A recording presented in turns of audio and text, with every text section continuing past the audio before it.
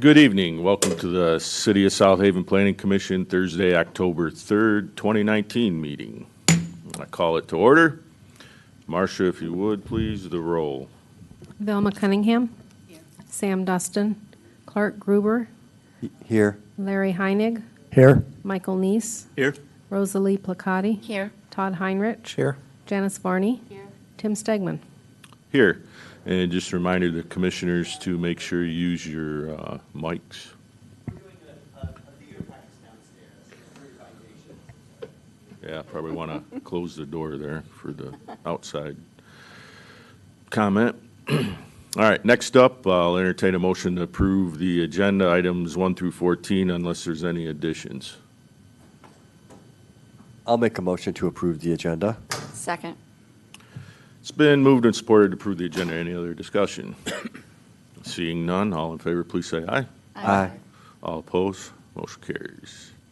Next up, the approval of the meeting minutes for the 5th and 19th of September, a regular meeting and a subcommittee workshop meeting. Mr. Chairman, I move that we approve the regular meeting minutes of September 5th and the subcommittee workshop minutes of September 19th. Second?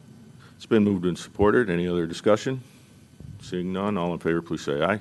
Aye. All opposed, motion carries. Next up, interested citizens will be allowed or be heard on items not on the agenda. Is there anybody that's here for an item that's not on this evening's agenda?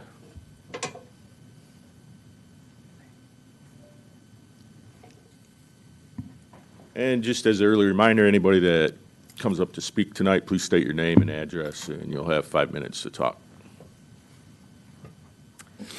Good evening. My name is Elaine Herbert. I live at 404 North Shore Drive. I have a business at 140 North Shore Drive. And I've been before you to discuss the problem I'm having with my neighbor at Victoria Resort. I'm not here to talk so much about that tonight. I do, before I talk about what I am here to talk about, I do want to thank Michael Neese for his support in the community chat line.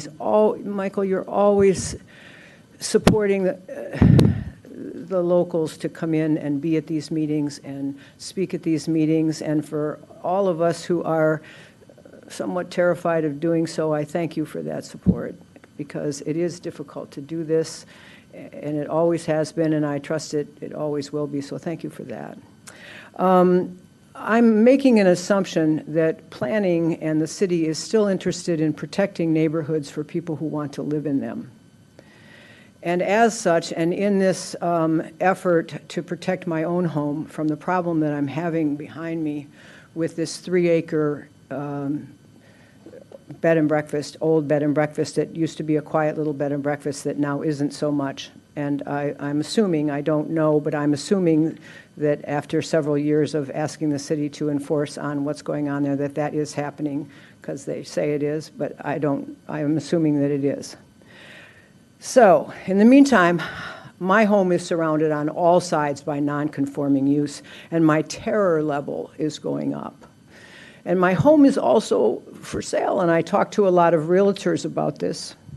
And I happen to be a person that is in a unique position to know about STRs in the neighborhoods. I own a hotel, so I know about occupancy limits.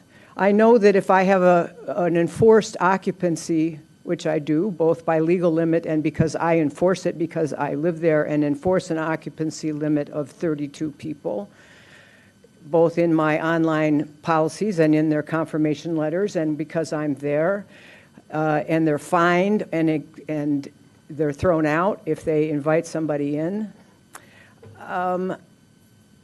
I enforce occupancy limits, and I know because I live by horrendously large STRs that people who live in Chicago and run these STRs from computers and don't live here do not enforce them.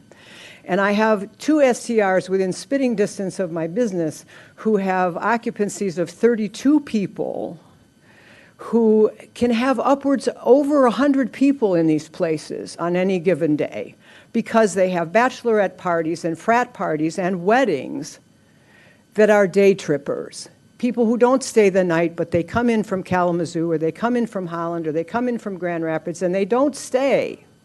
And if you want to harden up your ordinance, you have to do something about day trippers. Because what's going to happen, I have realtors who come to me and say, this is a really cool house here on your corner at Oak Street Beach. This is 5,000 square feet. You could have really cool weddings here. You've got 100 square feet of beautiful wraparound porch here. You could have fantastic weddings here. You could make $100,000, $150,000 in 10 weeks of summer. And somebody could buy my house and do that legally. Because, you know, it's analogous to someone having a whole bunch of friends over and home sharing. If we don't tighten up our ordinances to say you can have 12 people in here to sleep, but you can't have 100 of your closest friends over paying you $40,000 to have a wedding here every Saturday night with amplified music and porta potties on trucks. So that's what's going on. Bachelorette parties. I have 1 minute. Thank you very much. So day trippers are the issue in the neighborhoods. And that's what needs to be addressed as you go forward if you want to protect neighborhoods and as you tighten up the rental ordinance. So please do look at that. Thank you very much. Thank you. Okay, thank you. Anyone else? Seeing none, we'll move on to old business. Item 6, special land use application and site plan review for 260 and 278 Dykeman, which is the Maritime Museum site. Sure. This is back before the Planning Commission for, as you say, special land use and the site plan review. In the packet, we have a number of different items in there for your review, including the plans, but we also have the Harbor Commission's recommendations for the docking plan. We have the fire lane placement, so the fire marshal has reviewed the plan and signed off. We also have the city engineers sign off for the utility and the expansion there. One thing that was not actually put in this packet, but was put in the last packet, was the August 30th Williams and Works recommendations. If there isn't a motion to approve the site plan and the special land use, we want to look at those recommendations. I did hand it all out to you. Of course, it has been published in our 9/5 meeting, our September 5 meeting. And I bring that up because at one point we did talk about hours of operation, if there's going to be events being held there, and that's the purpose of the special land use, it's outdoor recreation. We'll want to talk about that. And I believe at our last meeting we discussed a lot of technical things with the design crew from Williams and Works. Here they're not here tonight, but we do have Penny Reinert and Brian DeBest from the museum here tonight. So if there's any questions, of course we'll have to have a public hearing. Right. So prior to entertaining a motion to open a public hearing, does anybody have any questions for staff? No? Okay. So, I'll make a motion to open a public hearing. Support. it's been moved and supported to open a public hearing. Any other discussion? Seeing none, all in favor, please say aye. Aye. All opposed? Motion carries. Does anybody wish to speak on this item that's in the audience?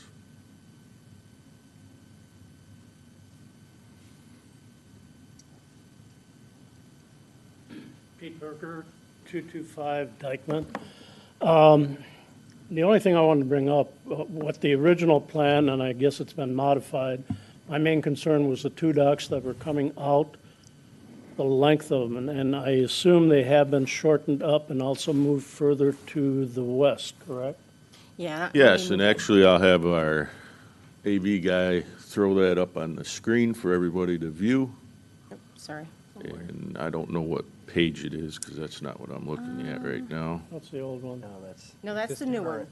I'm sorry, that's the existing. Because it's got That's the existing, that. and that is the new Okay. dock plan.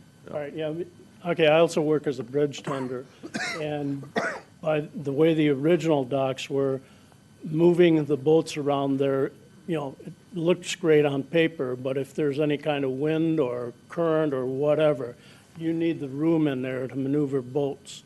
The only other thing that I kind of have a problem with is, again, as a bridge tender, the line of sight with the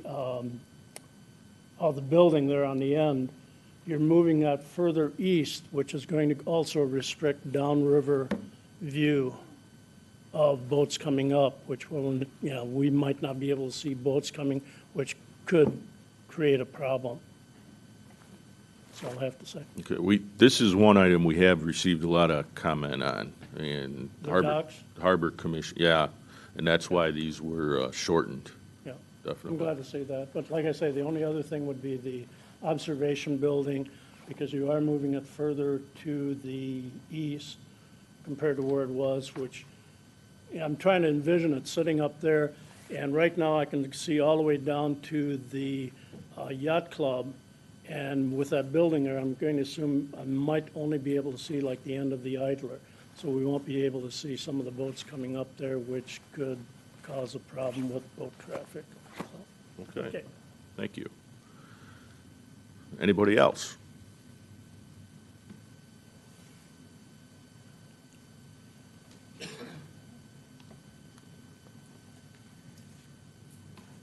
I'm Elaine Herbert. I live at, pretty much, at 140 North Shore Drive, and this is my backyard. I've been there 32 years. I know this corner, and I will tell you, and I know you're concerned about parking as well, but I will tell you that this corner is intense. And when there is even the smallest event, from the very beginning of the Maritime Museum, the smallest little carrot and pop event there will cause backups forever. So parking needs to be an extreme concern. No kidding. You can't skimp on it, guys. Don't skimp on parking. It's really serious. Thank you. Okay, thank you. I have a question. Are we, is the Mr. discussion Morris, open for the- come up to the podium, please. Is the discussion open for the planned? It's Jack Morris. I don't know your address, Jack. I'm Jack Morris. Is the discussion open for the Maritime Museum planning? Yeah, right now, you Okay. can discuss what you want. I do I need would- an I would- address, though. Pardon me? I need an address. Your address. Address, Jack. Okay, my address, Or where your boat's docked. okay, it's 519 William Street. Okay, we are directly across from the Maritime Museum. I have a charter business there that I can see with the extension of these new docks that they want to put up there. Even at this point, it is barely navigable on a windy day with the boats, the traffic, boat traffic coming both ways when the bridge is stopped. The boats have a tendency, they want to stop because it's 5 minutes before the bridge is open. Okay, so when that happens, the wind comes up and the boats start sliding towards the east, which is right directly towards our docks.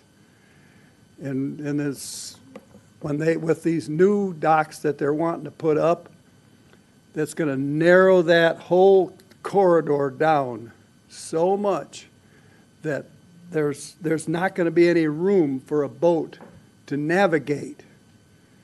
Because when that wind comes up and they're sitting there waiting, they're just stopped. And there's no place for them to go.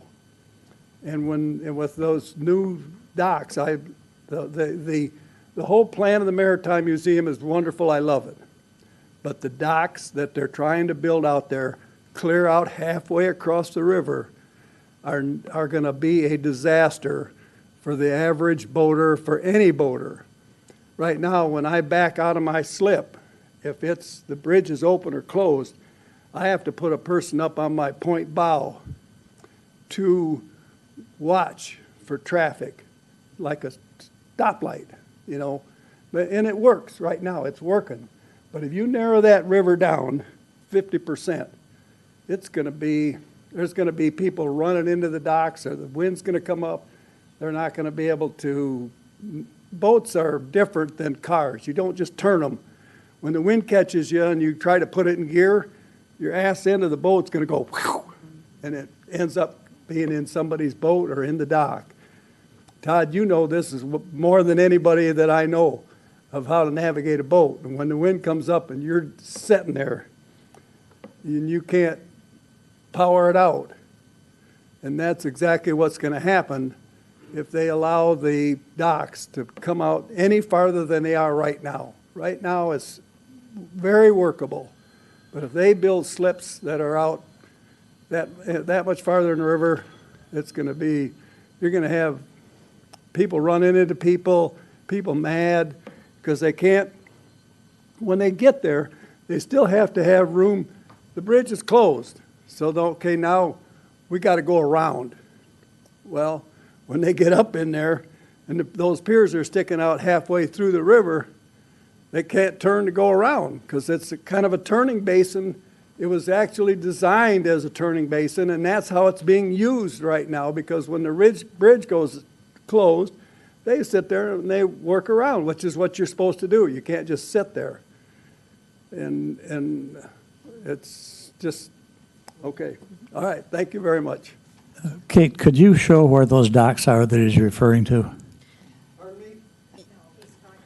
I'm asking Kate if she can show us, That's if she okay, knows Jack. what you're talking about. Maybe you'll have to help direct her a little. I think one of those has an overlay of both Okay, the well, old we're and the, right next to Admiral Jack's, Yes. okay? there's, that one behind that is actually an overlay of what's there. That's, That one. that's what That's you want. what's there overlaid with what is proposed, if that's clear enough. I can have that side darkened if that would be easier to read. Kate, can you point at what you're talking? Sure. I was going to. So here we have what is proposed and what is. Here we have a number of docks, and you can kind of see them. They're kind of like faded, lighter colored. These are the ones that are existing. These are the Jensen docks. They kind of wrap around here. Yes. These docks on the east side are proposed to be taken out, and a 10-foot wide floating dock platform is expected to be here. That's what was represented. Now, the Harbor Commission, when they looked at this, they mandated that no boats with wider than 16 feet 11 inches width cannot be placed here because of the navigability. Now, over here, the Michigan Maritime Museum has retracted the length of the docks based on what they initially proposed. These docks, and it's a little hard to see with this particular map, but they have to be outside of the harbor lines. And there's another page I think that'd be easier to see, if Jared can find us the proposed docks. As you can kind of see, this is the harbor line right here, the city harbor line. So these docks are all behind that. This line here was an old harbor line. That is been modified to this line here, if that's clear. And who modified that line? That was modified by the city council. I want to say over 10 years ago. Over 10 years ago. Is that part of the That was turning because of the radius? Friends Goodwill dock. Oh, Yes. okay. Is that part of the turning radius that, So the turning basin, and it's a little hard to see, but here is where Mr. Morrison's docks are. They're all along here. Old Harbor Moorings, Mr. Morrison's boat, Admiral Jack's, okay. the Idler, are all right here. This is the Federal Navigation Channel. This is the City Harbor line. And he is concerned because? I Show me believe he's where. concerned, and what he's saying is that when boats come out here, because of the volume of traffic that is coming out, Right. it is difficult, and you have to be aware, and you have to be aware of your surroundings to come out here. But that's really no different than a lot of the municipal boaters up by the municipal marinas. But what we have here is we have boats coming through the bridge, and we have marinas here to the north. Right. And we have marinas here on Harbor Moorings. And if you remember the original plan that was presented, the Maritime Museum proposed dockage extended well beyond the harbor line. Right, they touch This the is a federal. retraction back to at least the border. Mhm. Okay. May I ask a question? Well, Oh, I was sorry. going to let the public Sorry. keep going, and then if, well, you have to come up here, though. You can't ask from the seat. Name and address, please. Frank Mitideri, 9 North Bailey, Spell your last name, please. Mitidieri. I think a good portion of us are here because originally that first dock was going to come out 100 feet, correct? And now it's shortened back till 40 feet. That's what, Yeah, it was into the navigational, now it's exactly. all inside And I now. think that was probably the major thing that all the boaters were hearing about. I So- wondered what was going on, so yeah. Yeah, so that's, Thank you. so I just wanted to make that straight. That was 100 feet, now it's 40 feet. That's the only thing I need to know. All right. Anyone else?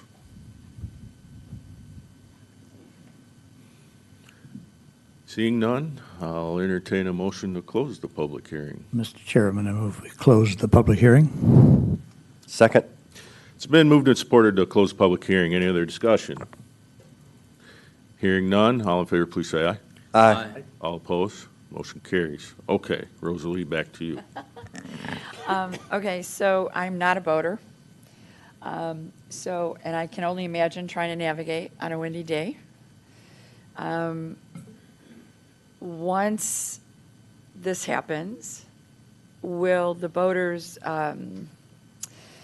learn that it will be more difficult, and will they back up with that knowledge? I mean, will that happen? Todd, you seem to be an expert here. So, no.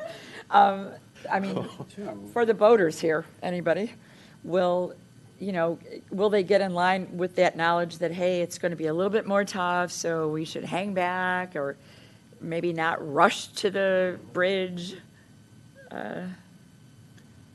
Yeah, could I respond?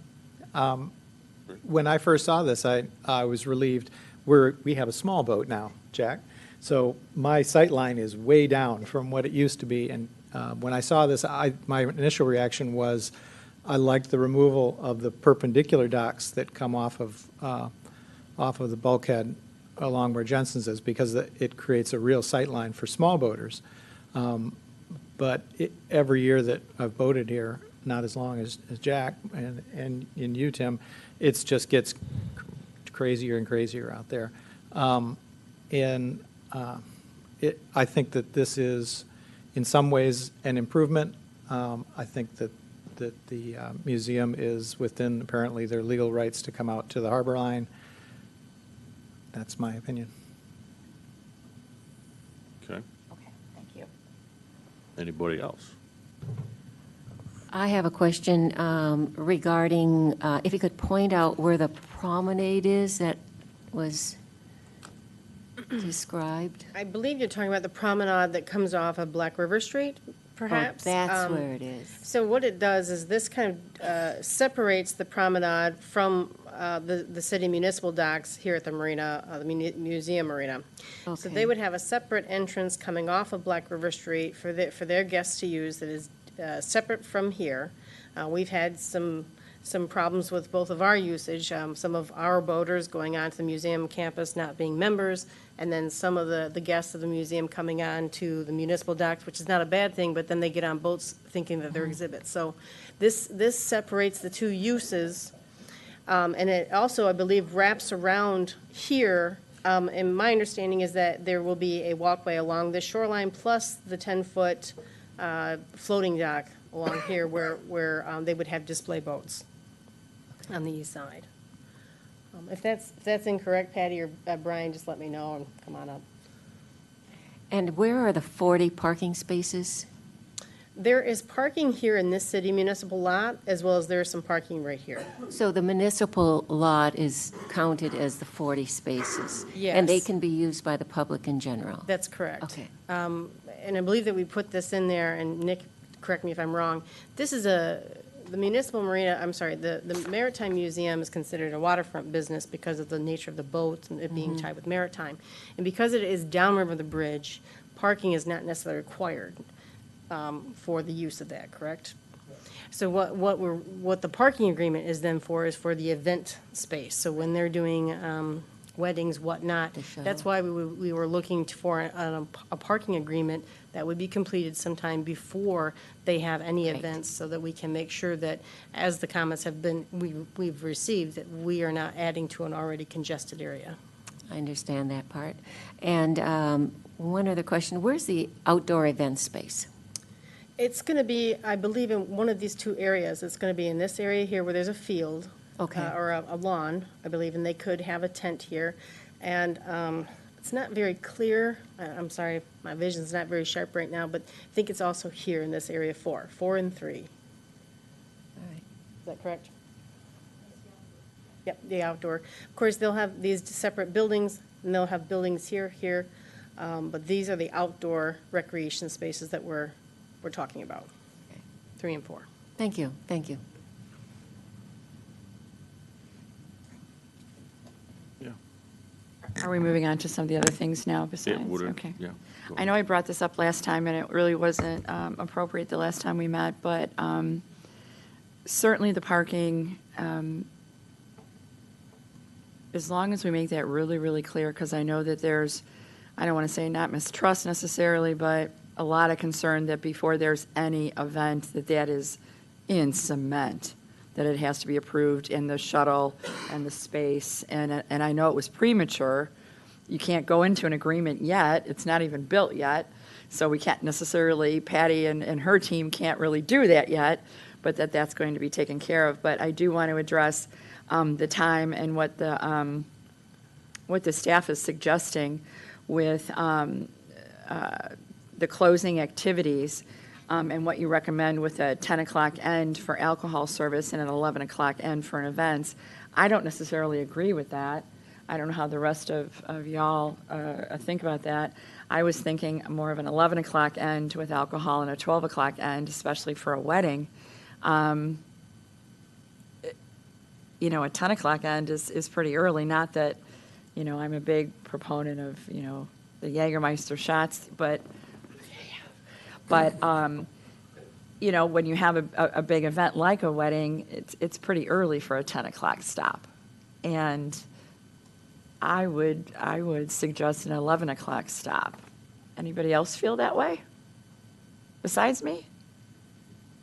Yeah. Okay. I've been to and worked weddings on site there that went to 11 Okay, good. in the past. Good.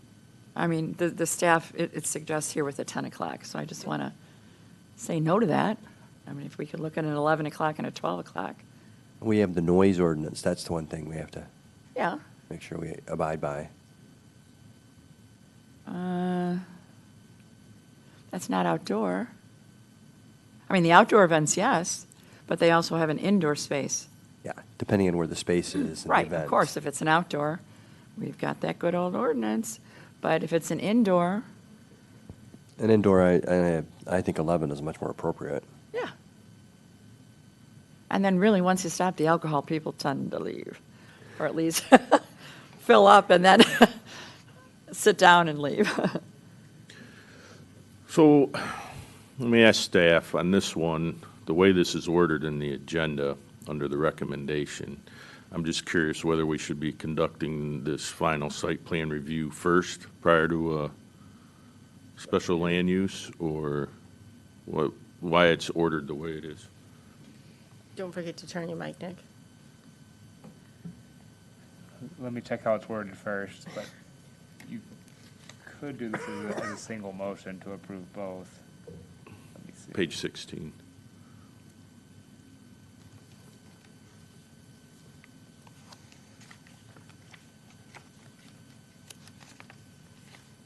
Yeah, you could do items 2 and 3 together. Yeah. The single motion.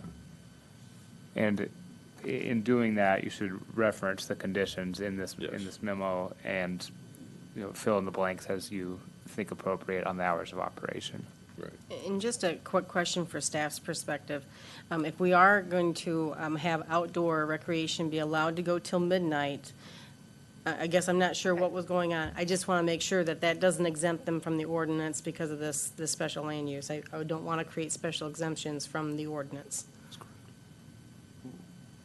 So if you guys are working off these recommendations here, we're gonna need to get those out now, because otherwise we're gonna have a super long motion that maybe will be unclear.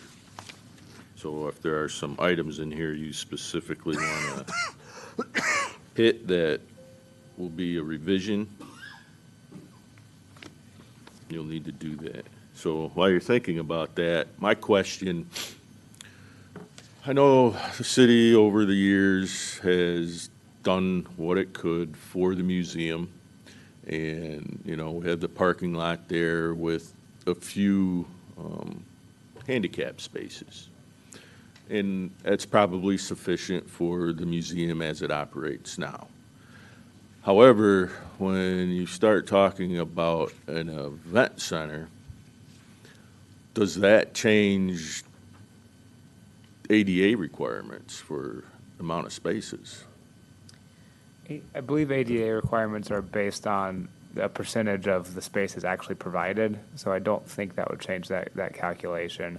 And then whatever, and, you know, they're looking at a shuttle service, so whatever they're using for their shuttle service, that parking lot would presumably be ADA compliant. I don't believe that's an issue, although I'm answering off the top of my head, so. But that is something that does concern me. And if you'll remember back a few meetings when we talked about the water park, and handicap access was a big discussion topic then, and I don't see any more parking in that plan than I do for the water park. So that's why I bring that up. I guess we obviously have a parking agreement that must come forward before any events. And if we're talking about events specifically for ADA, then we can specifically maybe address them in that parking agreement, making sure that the, whatever they use to be shuttling people in and out does have that designation. I mean, I think everything nowadays does, but we can make that a provision of that. Well, and my point with that is, I don't think handicap accessible parking off-site is applicable. I don't know if it needs to be included on this site plan. So that's why I bring it up. I don't have the answer, and that's why I'm asking. I think that the ADA requirements are based on what's on the site, percentage of those. So assuming that the original site was ADA compliant, I believe that would remain the case, even though we're adding the additional use. But again, Mr. Chairman, if I could just, a point of clarification. Are we looking, if I just understood correctly, are we looking at one approval or two approvals? Are we approving the site plan and then the special permit usage? No, well, we Are we could combining them? we could do it individually, but that was the first question I asked, which he indicated we could do it all at one time. But basically what this will be is a special land use and site plan approval contingent on. And what I need from this commission are the contingencies, and I would base those off the recommendations, or Yeah, I raise the issue because it seems in our discussions so far, there's been very, very few objections to the site plan review. I mean, I think people are ready, but the special use permit has been okay. the thorny part of the whole agreement. And quite frankly, it's the parking issue. All right. So what you're telling me is you'd rather approach them separately? well, without the special use, the site plan can't be approved because it's not allowed under the zoning ordinance. So that's why I always recommend packaging them together. They should really either be approved or both be denied. Thanks, Dick. And I think Chairman is looking for some directions in those stipulations, like at number 9, where it has some suggested hours, but I think he would probably want that in as a part of that motion as well. Well, if you want to revisit that, if it's an outdoor event, and Kate, I agree. I don't think starting with exceptions is a good idea. And so for an outdoor event, you know, I'm just trying to think of other things. You know, this is considered city property? No. No, not the Jensen property. That would be a private property purchase being made by the museum. This is, the city property actually is this, this area here to the west. Right. And I believe where this building is here, but the Jensen property that they're going to be purchasing is this area here. So that's private property. Okay, so, you know, but outdoor with certainly our music, with our sound ordinance, right, is a 10 PM. I believe it's 11 was when. Yeah, and they would probably be under, you know, any business like Captain Lou's Next Door Right. or some other venue. So they'll probably be within that purview, so they're taking care of that. So I think by saying alcohol service and premises, whether it's indoors or outdoors, I think We're still good with 11 and 12? I'd be good with 11 and 12. Staff recommendations 10 and 11. 10 and 11 is the staff recommendation. But, you know, we can recommend what we would want. They're still going to take care of the noise. You know what I mean? The noise is going to be the noise, so they'll keep it where it needs to be, or they'll have to, you know. All right, so the noise is the noise. The noise is the noise. They're going to have to take care of that themselves, no matter what. Right. So if you wanted to change it to 11 and 12 or 11:59, we have to change the PM. Oh, well. So we can keep that, so, but Kate, you mentioned some kind of an exception. Tell me what you were. No, I was just making sure that if you're saying that they can have outdoor, if we're talking about that they can have the band going, I don't want to say that the band can go to midnight. If you're cutting off alcohol at 11, and then the event can still go on till midnight, making sure that it's compliant with existing, you don't want to give them an exception saying that they can have a band going till midnight. That's what I'm, okay, so I guess that's what Outdoor. I'm trying to say. Yes. But Staff he just- recommendations in line with what currently goes on in public spaces. That's correct. Okay, So I would recommend you consider that one instead of trying to stretch it to a later hour. okay. Why does our neighbor can be open until 2 Hey, a.m.? Brian, we had a public comment period. I see so his point. Just hang on a minute while We're trying to figure this out. we'll figure this out. And if she has a question, do you have a question for the Maritime Museum? Not for the Maritime Museum. I'm still Okay. trying to figure this out with Kate and you. Okay. And the rules. So first of all, But I'll let's say, see. if we have a question, we'll have you Yeah. come back But up. Thank you. I'm thinking that too, so don't worry, yeah. All right, so first of all, the alcohol. Let's just do alcohol, like just simply just the alcohol service, right? Is, I would suggest 11 and 12. Yeah? For any event. That's what it says here. Alcohol service shall end no later. And then, now we're talking music. Now, if it's a private space,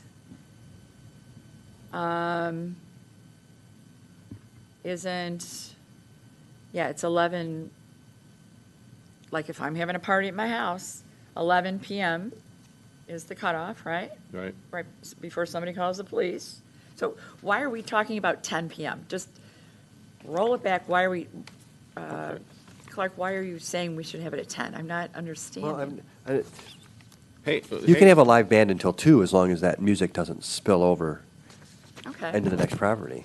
all right, so, So if they had an outdoor band until, you know, the midnight, as long as it doesn't, the sound doesn't spill over, okay. it's good. It's just that we have some recommendations from staff. We're just working through that. But just hang on to those thoughts, and I think the proper way to go through this will kind of be like One we by did one. with short-term rental items. Okay, I want you guys to look at the page 6 of this memorandum. yes, It has the recommendations. yes. And I'm just going to go down through these, and if anybody has a problem with it, say so, and we'll stop to discuss that one, okay? So Do you want me to read them, or can I just use the numbers? Numbers, okay. So number 1, is everybody okay with that one? Yes. All right. Second one, Okay. Yes. Okay. third one, Okay. Okay. fourth one, Good with it? Okay. okay. Fifth one, Good with it? Yes. sixth one, Again, that's my hangup. It's just not clear to me what timing is on that. okay. So let me just circle that one for now, and we'll come back to I'm it. not opposed to it, I just need to know more information on it. I just want to see how many of these we can get out of the way first. 7,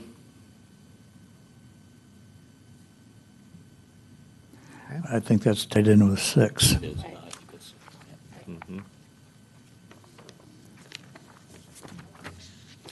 8, As is 8. Correct. okay. And then we know 9 is an item, okay.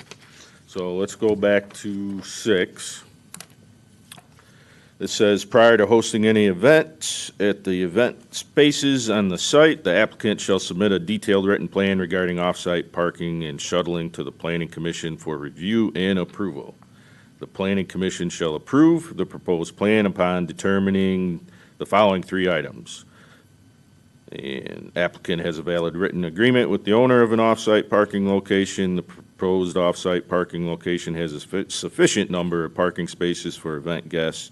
And 3, the method and frequency of shuttling proposed is sufficient given the capacity of the event spaces. Is that intended to be each occurrence?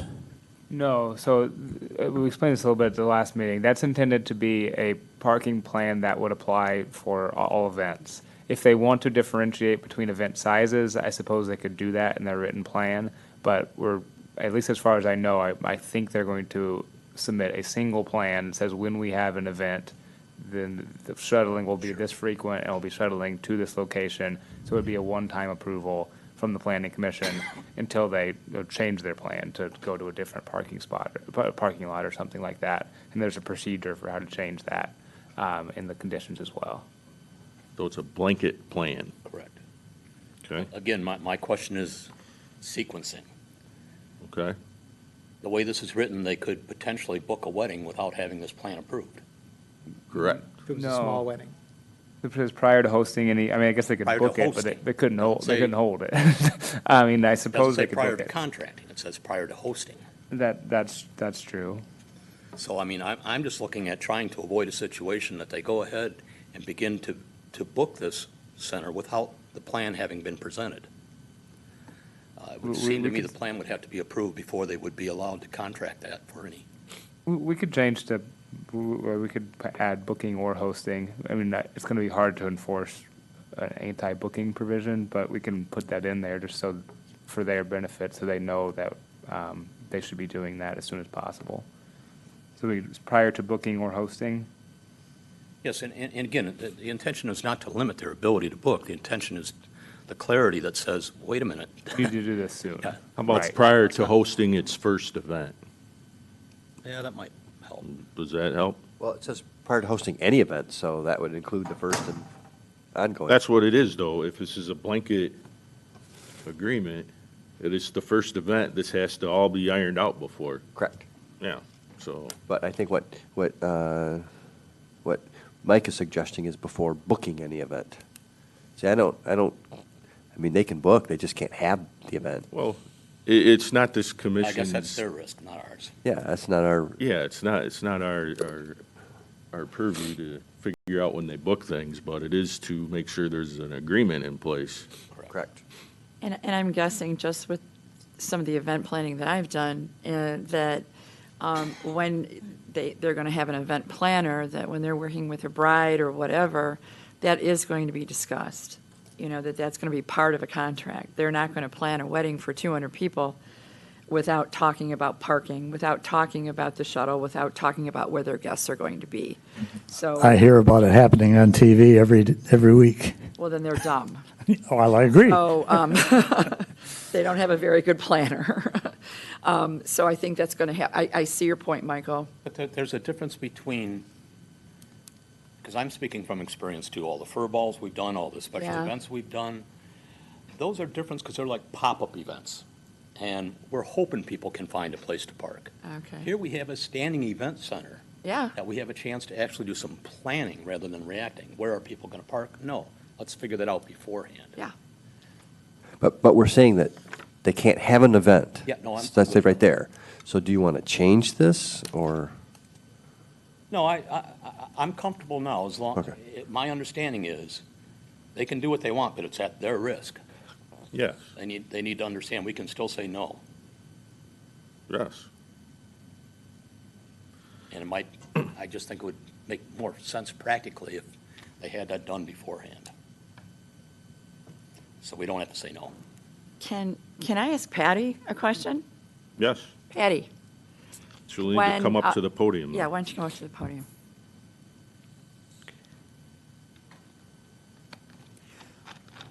With the work that's gone into this and the detail that's gone into this and with the event planner that you're probably going to hire to work on all this, I'm guessing that, this will be addressed when you book a party for 200 people, that you're going to be discussing the parking and the arrangements that you have. Yeah, we most certainly will. I mean, we want to have happy customers, so we want to make sure that we have all those things planned out. And I also would just also like to remind the commission that, really when you look at how frequently we have this problem in the big picture, we're looking to become a year-round destination. We're looking to bring business here in the winter and in the fall and in the spring. And I take time to look around our neighborhood to see what the parking is like during those times, and we have so much available parking. Our goal is to help fill those parking spots during that time and bring business to our community. So definitely, there are challenging times during the months of July and August. But we really feel confident that we can work through those times. We looked at, there's 235 parking spots that are within a 10-minute walking distance to the museum. That's not a parking lot. So those are parking spots that are available. But when we had the Nina and the Pinta come on a weekend, we had 10,000 visitors in one weekend, and we shuttled the people to the school parking lots, and everybody was happy. It's just that people need to know what's expected when they come in. The Visitors Bureau did a test run this year with a shuttle that people took advantage, running that shuttle, every weekend for the 6 weeks during July and August, I think it was. And people need to, they just need to be able to start noticing that it's available and use it. But I really don't think the parking will be a problem, and we won't let it be. I would Because we're think your determined. reputation too, I mean, this is going to build, let's face it. It's going to be a place where people are going to want to use that event center. But I do have a question then, and I guess this would be for the board as well. You mentioned that in the summer, or in the spring and the winter, are we going to ask them to then also have to use a shuttle in those off months? Yeah, that was the first thing that popped up into my mind, Right. is they're only going to have a parking plan for the summer months, and otherwise, just park in our neighborhoods, that's good. Number I would 8 want a Number parking 8 says plan. any that said- event more than 50 guests. And for 50 guests, that there's going to be a shuttle service, and that's going to be the requirement 12 months a year. Yes. So then you're saying when we have events, when we have activities at the museum, that we bring in more than 50 people, that we need to have a shuttle service when there's empty parking spots? No, when you have an event like a wedding where, you've got X number of people coming, is going to be different than, I would say, the opening of an exhibit So- or the antique boat show. I mean, those are different than, so-and-so's wedding on this night, and they're going to have 200 guests. Well, if we have 50 people in December, for example, I can tell you that our parking lot, the city parking lot that's in front of the museum, that has 30 parking spots, and the 15 spots that are designated as museum spots on the end of that are our spots, there would be more than adequate parking for a group of 50 people in Okay. that. So I really hope that you will consider, it wouldn't make a lot of sense for us to be shuttling people off to a parking lot when all of the parking lots around our facility were open. I would think if you're going to hold a wedding event with 200 people in November, there's going to be a shuttle plan, not find a place somewhere, because that's an actual parking plan. Parking plan isn't, hey, when people go back, you can just park wherever. So That's do we not a tell the plan. customer, though, that they can't park when there's empty parking spots there? You'll come up with a plan. You'll present that to the bride and the groom, or bride and bride, or groom and groomer, or human and human. And, you'll go through, this is where everyone's parking, and we will pick you up, and it's a shuttle service, and it'll be really cool, and that's the plan. I mean, that's what I'm hoping why we're doing this, to help out, that plan would be put together that way. I think that's. I guess I never thought of it as just a plan for the summer. I think that we would have to really look at that, because I really feel like, the events that we look at, that we're not just talking about weddings, we're hoping to bring in conferences and visiting exhibits and all kinds of things. It's not Yeah. just weddings. I think if you had a conference and you sold tickets for 150 people, that would be the parking plan.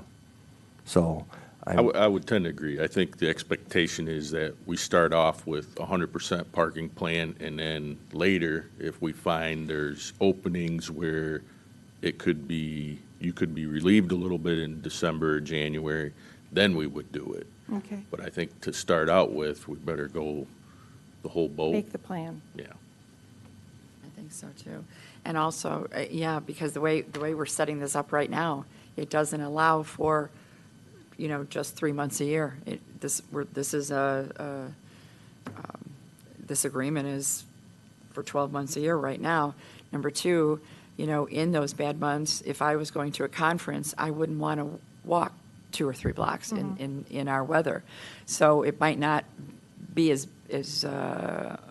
hard. It might, affect the cost. However, your guests, that'll be part of the cost of the conference. I would just ask you to maybe consider the number, Sure. because with the spots that we have out there, Captain Lou's isn't open there.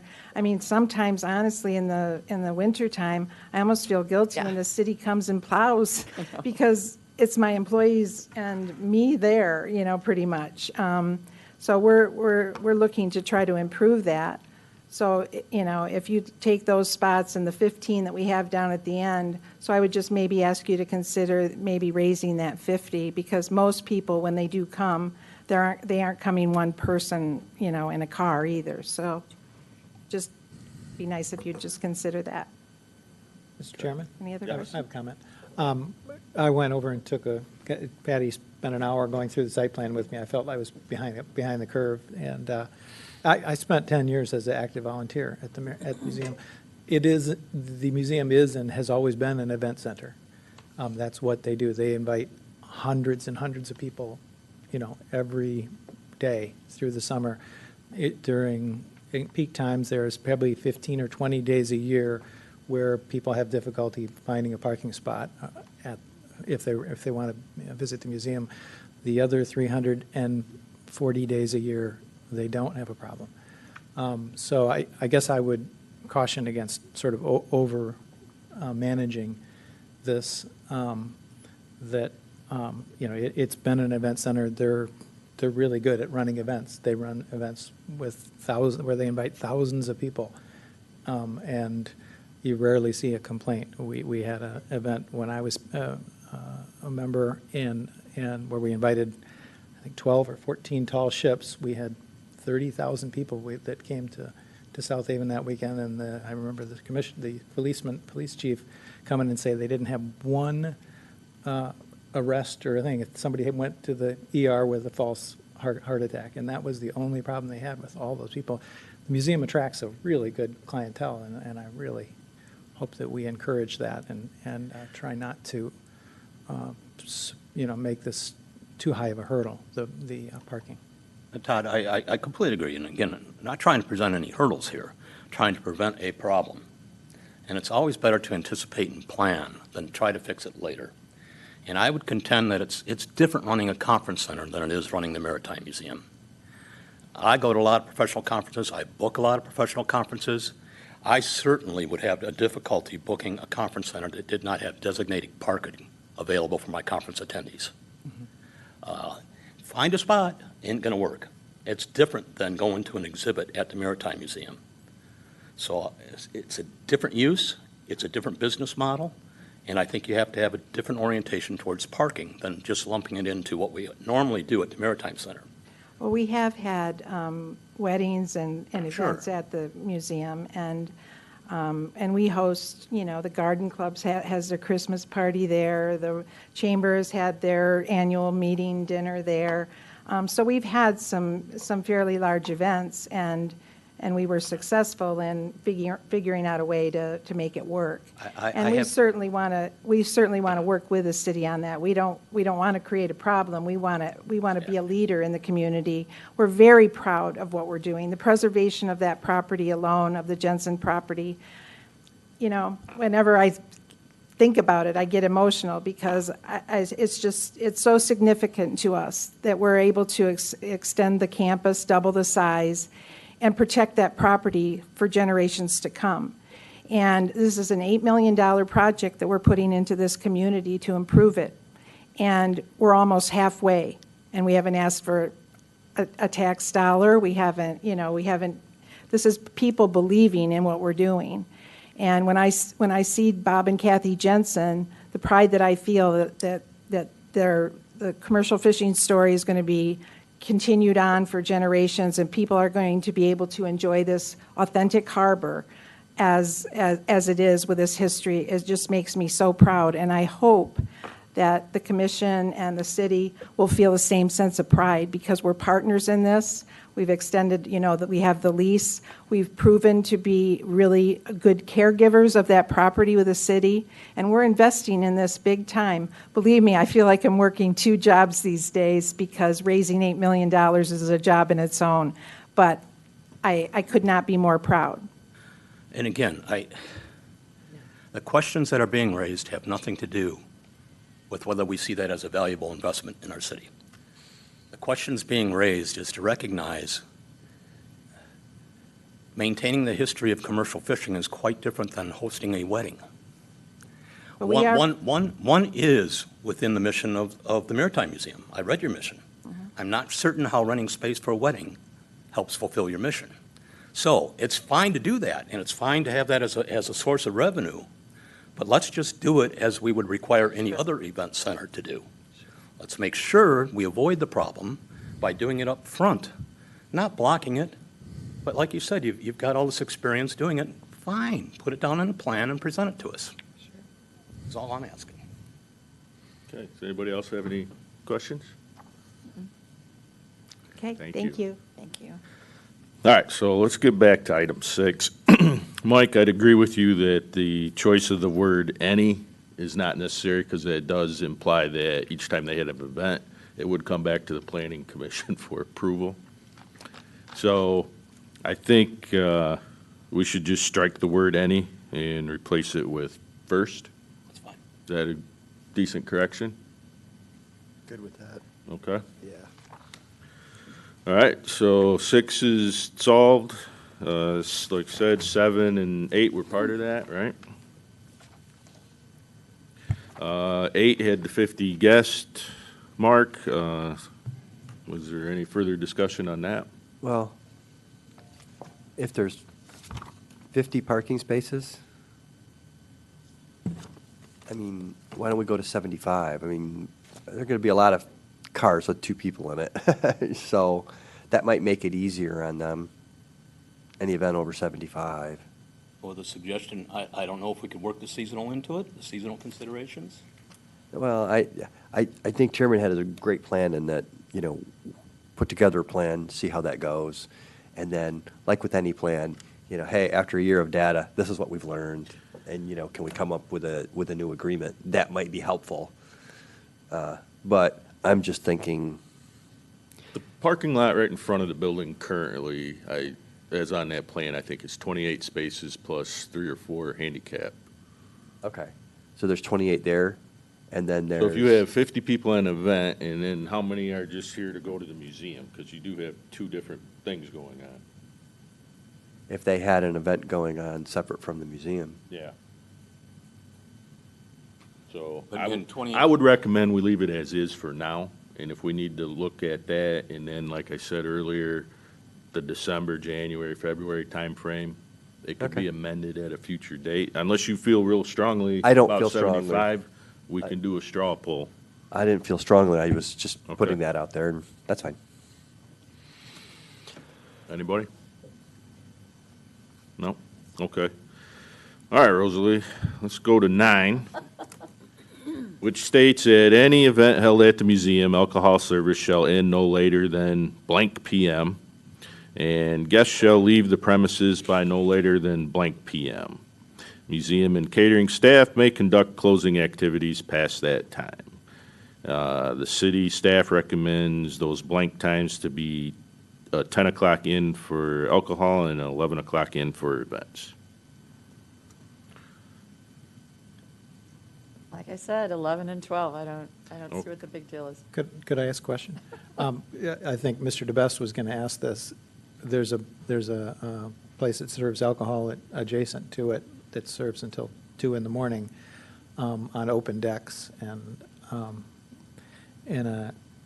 why this seems inconsistent, the recommendation seems inconsistent with the next door neighbor. I realize one's a bar and restaurant. Was there a reason why the staff recommended 10 or 11? Was that the comment you wanted to talk about? Now come up and, I just wasn't ready for you quite then. We're just questioning along the river. Yacht Club, what's their opening, closing?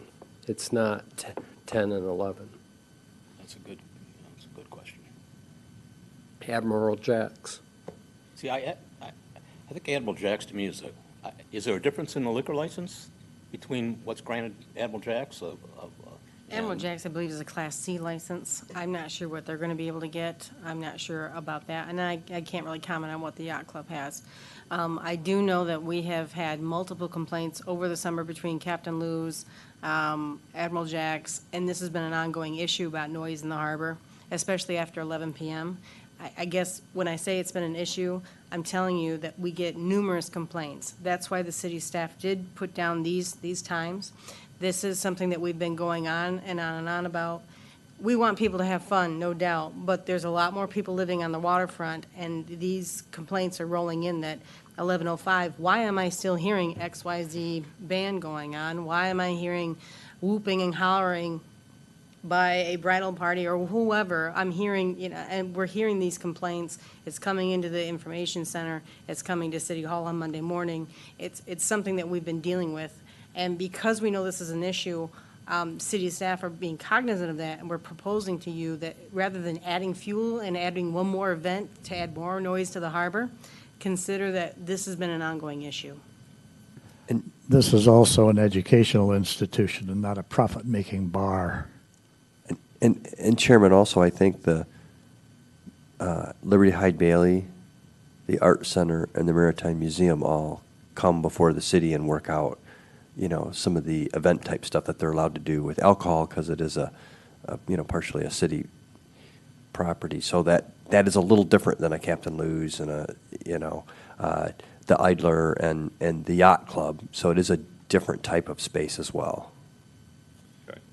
I do think Brian's question about the yacht club is a good one, though, and it's been, to me, that's much more akin to what they're intending to do. They do host weddings at the yacht club. They do host special events. The Yacht Club, the Elks, and the Moose, they all operate under the same premise, so. And we would like to be And they're treated private, alike. they're in their private clubs, yeah. So, And what are the hours there? and the type of liquor license is definitely, I think, different than what the museum will be getting. Is there a limit on the hours, Tim? Yeah, I believe it's like a normal bar For members. for members, yeah. 11 and 12 is appropriate. I mean, it won't go past that because you go to an after party or you go to a bar and these events are going to be on weekends, and I find this somewhat, and I'm being a little blunt here, a little bit hypocritical that we're coming down on this when our entire city on the weekend is like this. We are a city whose main industry is tourism, and to come down on this and penalize them to come short is, I think, ridiculous. So, you know, I think 11 and 12 is fine. I don't think it needs to go later because, Brian, to yours, is that, you know, any wedding or any kind of event or anything like that, they all appropriately leave it that. First of all, nobody can, no mother of the bride or parents of the bride can afford more than that. So you go, the people go to the bars that are open or go to an after party where, you know, the parents of the bride are never invited. But, you know, I just can't believe that we're going to make them solve the problem of noise on the riverfront. It is noisy, and that is an issue that we have. We have it every summer. I'm probably calling the 1515 number myself at my end of the world. So I don't think we need to pick this out as the answer to cut down on noise. I want them to be successful. I want them to have a successful revenue stream because their budget is going to be huge to make all this work. And if this is going to be a good revenue stream for them, good for them. They'll do it well. They're not going to abuse this. And yes, they'll have to worry about the noise, and they'll make it all work. I'll get off my soapbox. I support 11 and 12 for those blanks. Okay, so I think what we'll just do is a straw poll on this. And rather than trying to go through the motion process, this will be much simpler. So basically, if we were going through the motion process, Rosalie's motion would be to fill in the blanks as alcohol till 11 and leave at 12. Okay? Does everybody follow that? All right, so what I'll just do, let's just do a show of hands of who's in favor of the 11 to 12 versus the 10 to 11. So if you like Rosalie's idea of alcohol at 11 and leave the premises by 12, raise your hand. Okay, so there's 6 of you. So that's what we'll put into the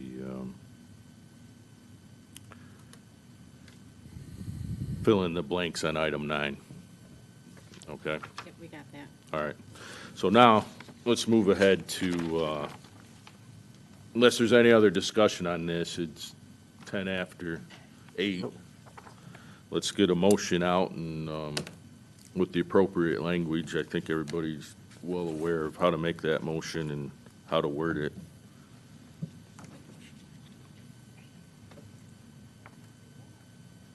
If I can just add a 10th one, just to make sure that the motion incorporates the Harbor Commission's recommendation for the docking plan. Yes. Yes.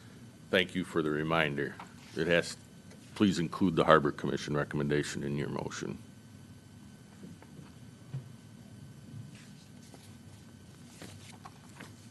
Mr. Chairman, I move approval of the special land use application and site plan review for 260 and 278 Dykeman Avenue to include the requirements in the memo from the city engineer dated September 26, 2019, and from sales dated September 27, 2019, from the Harbor Commission, and the recommendations included in the staff report on pages 6 and 7, numbered 1 through 9. As amended. As detailed by this commission. Right, there you go. Okay. I'll second that. Very nice motion. You did a nice job. Excellent. And and that'll be the memo from Williams and Works, Yes, that last one. Okay. the WW. Staff report, right. Mm-hmm. Okay, is everybody clear on the motion? Sir. Is there any other discussion on this motion? Marcia, if you would, please, a roll. I didn't get all the motions. No, I'm not asking you to repeat the motion. I have notes. Gruber, Yes. Heinig, Yes. Neese, Yes. Flacati, Yes. Heinrich, Yes. Barney, Yes. Cunningham, Yes. Stegman. Yes. Okay, it's approved. We can move on to number 7 now, old business. The driveway ordinance amendment. Kate, you want to just give us a little primer on why this is still here? Sure. At our last meeting, we talked about modification of access standards for driveways. It has not really been modified by this commission. And this is predicated because of a variance that was sought and denied by a homeowner that was looking to have a 20-foot wide driveway that extended into the right-of-way. At our last meeting, the commission asked for more information, basically breaking down by zoning district, what are the widths, knowing that we do have many different residential districts in our town, and that does create some wildly differing lots. So we have included in the packet some information compiled by the city's GIS technician, which breaks down the R1A, R1B, and R1Cs, R12, RM1s, and all other residential districts. Especially with the R1As and the R1Bs, we've broken that down into into directionals so that we can kind of piece and get a good handle on the different information. As you can see, the information wasn't as kind of actually trended downward. And we did put in those maps to kind of show you what we were looking at. So I think at this point, I've incorporated the memo that came before this commission at our September 5 meeting with our 4 options, and just kind of give you the information that you were seeking for you to kind of debate upon. Okay, thank you. Does anybody have any questions for staff? If not, I'll entertain a motion.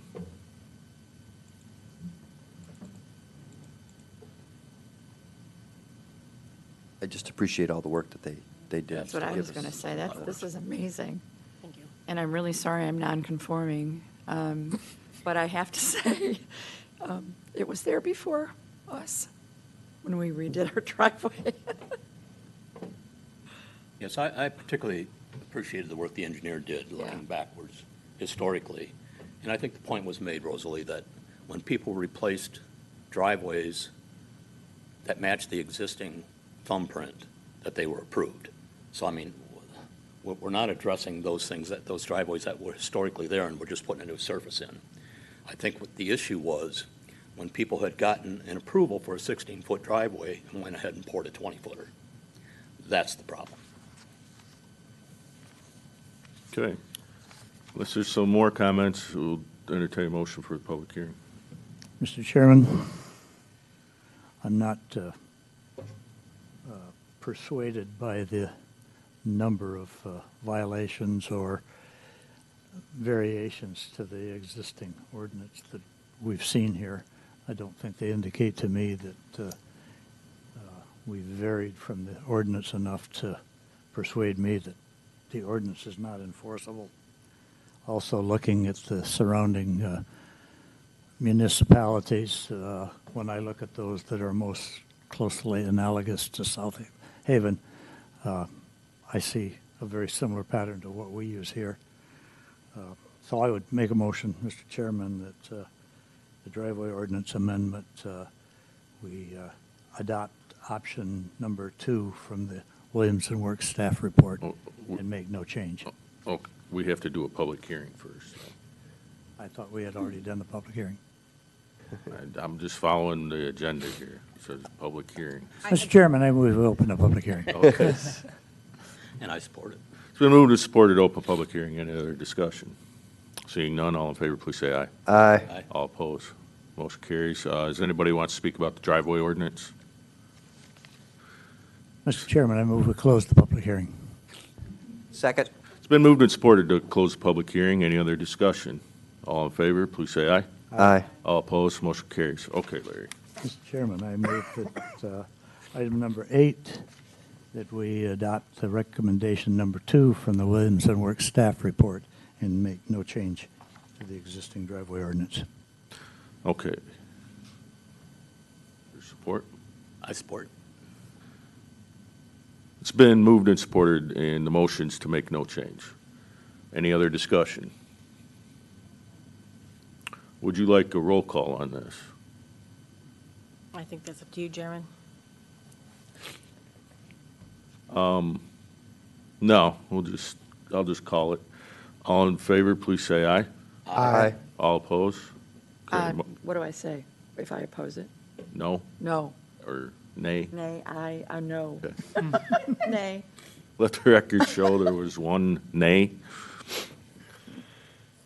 Okay. The last old business item, number 8, sign ordinance amendment. Yes, so again, we're bringing this back to you. It's a pretty complex sign ordinance. We have not anticipated that this would actually be passed tonight. I did not notice it, so I do have it on here as a public hearing, but really, we're here to take more comment.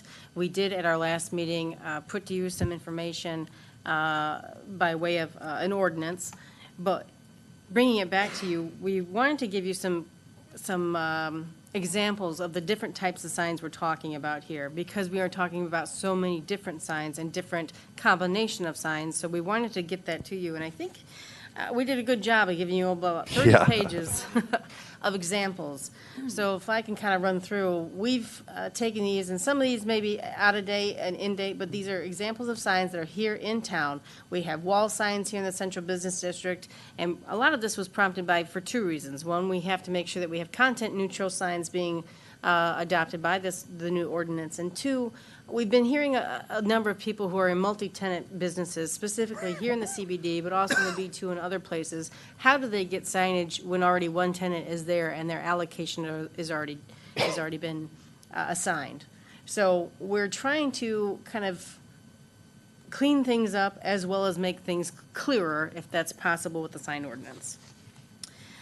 We have in your ordinance a sign ordinance draft. There are some red lines in there that we mistakenly left out. Nick's here to kind of talk about any kind of questions we have about that. And I know that we talked last time about, multi-tenants, signs above the second floor window. But are there any questions from the commissioners and/or the public on what we presented here tonight? No, I do want to thank you for a thorough report, and this item in particular took me a lot of time to read through and look at all the examples. So, fantastic job there. It is a complicated subject, and I do agree our goal is to allow multi-tenant buildings to have multiple signs. I don't think there's any argument here. So. Mr. Chair, I have a question for Kate. Kate, what do we do when we have a sign that has multiple businesses on, and some of those businesses have left that premise, but the sign continues to stay? Is there any sort of time restraint on that? That if a business leaves, that needs to be removed from a sign?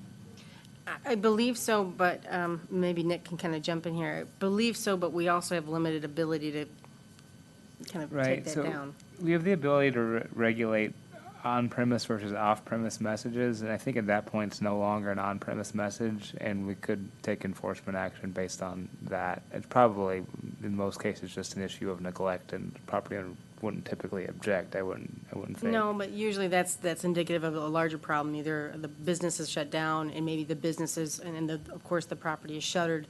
So then we're not just looking at the sign, we're now looking at either does the building have condition issues? I mean, we have been aggressive with dangerous buildings in taking them down, but sometimes the signs do remain, because for other reasons, that's not the problem. We're looking at a dangerous structure, not necessarily a dangerous sign, because the sign's not in jeopardy. But that is one way that we can go about making sure off-premises signs, or if the business is no longer there, that's one way we can get about it. But that hasn't necessarily been the focus. focus. And we'll be looking again at this at our November meeting. Yes. So unless you read this and have some pertinent questions to ask right now, we'll just probably go to postpone this one. I have a question. Yeah. I noticed that we prohibit electronic message boards in residential areas. We do have a considerable number of churches that are accessory uses in residential areas that have changeable message signs. Is there a reason that that was changed? Has that been a problem? I think I believe in our current ordinance, to get an electronic message board in residential, you have to get a variance. I do know of at least one or two churches that have sought them. I know the First Congregational Church, Phoenix, sought one, was not able to get one, I believe. So, I don't know, Nick, is there any, because of course we have to be content neutral. I'm not sure if you have to be business neutral. So I'm thinking, I'm trying to find that provision. Does it say residential district or residential use? I'm sorry, I didn't. I'm trying to find the wording of that provision. Does it say residential district or residential use in terms of that prohibition on those signs? In the packet, it says residential district. It says residential district. I noticed it. I mean, we could consider going to residential use if you think it's, if you think that there should be an exception for churches in those districts. As to your comment whether it was a change, I honestly don't remember. We originally did this draft about a year ago. We can look into that as well for the next meeting. Okay. Sounds like it wasn't a change if we've had variance applications recently. Well, that maybe. I don't know when it occurred. I just observe a great number of them in the Right. city. Is and prohibition. that something you're in favor of?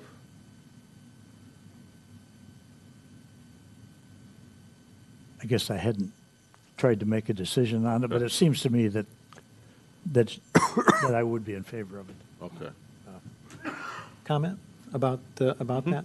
I think that the reason that those lighted signs were frowned upon was because they used to have to be bright, real bright, to be able to be visible different times of day.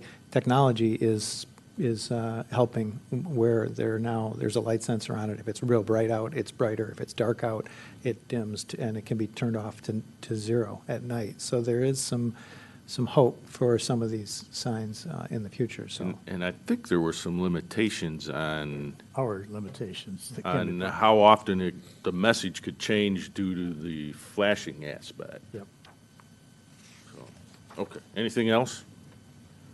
Chairman, I guess, not only is there so much data here to look at, which is awesome, I guess one of the things I want to make sure we deal with, and I think Nick has got that in there too, is not so much the business signs. And a lot of times they come to us during a site plan review, and we get to look at their sign and ask staff.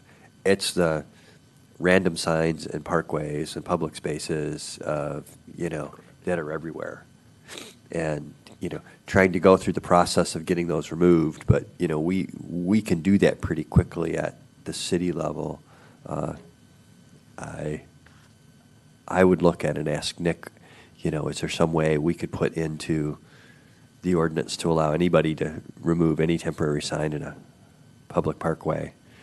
Like in a public, like when I walk down to the lighthouse, there's somebody advertising, college painters, and it's sitting in the public park. I mean, is there something we could put in the ordinance and say anybody can just take that and throw it into the garbage? Anyone, like any citizen? Just any citizen. Sure. I think so. It would make things cleaner. Yeah, It's- just make things Are we having cleaner. an intentional flashback to history here or not? No, just. I guess the problem. when with I see a lot of the temporary signs that are literally on the public space, or my lawn business, and I put it out there on the wrong side of the sidewalk. Just put it on the other side of the sidewalk, and I'm just, it just seems like a lot of work to call city staff to go get rid of I somebody's guess- sign. I guess the problem with that is that the general public doesn't tend to know the width of the right-of-way. However, we do have city employees that read our water meters, who, I mean, Maybe we can empower some of those individuals Exactly. just to say, yeah, I just, especially go to my kid's corner and they pop them on the city property all the time. Come to my open house. Like, I don't want to come to your open house. Put the sign somewhere else. Talk to a neighbor and say, neighbor, can I put it on your property where it's official? That's just easier. I just see a lot of those. Those are the little things. Most of these, I'm just surprised the number of types of signs we have. Okay. if I may, Chairman, too, I do appreciate the work that was done here, and it's really hard to codify what people talk to me about. Their main concern is sign blight, whatever that is.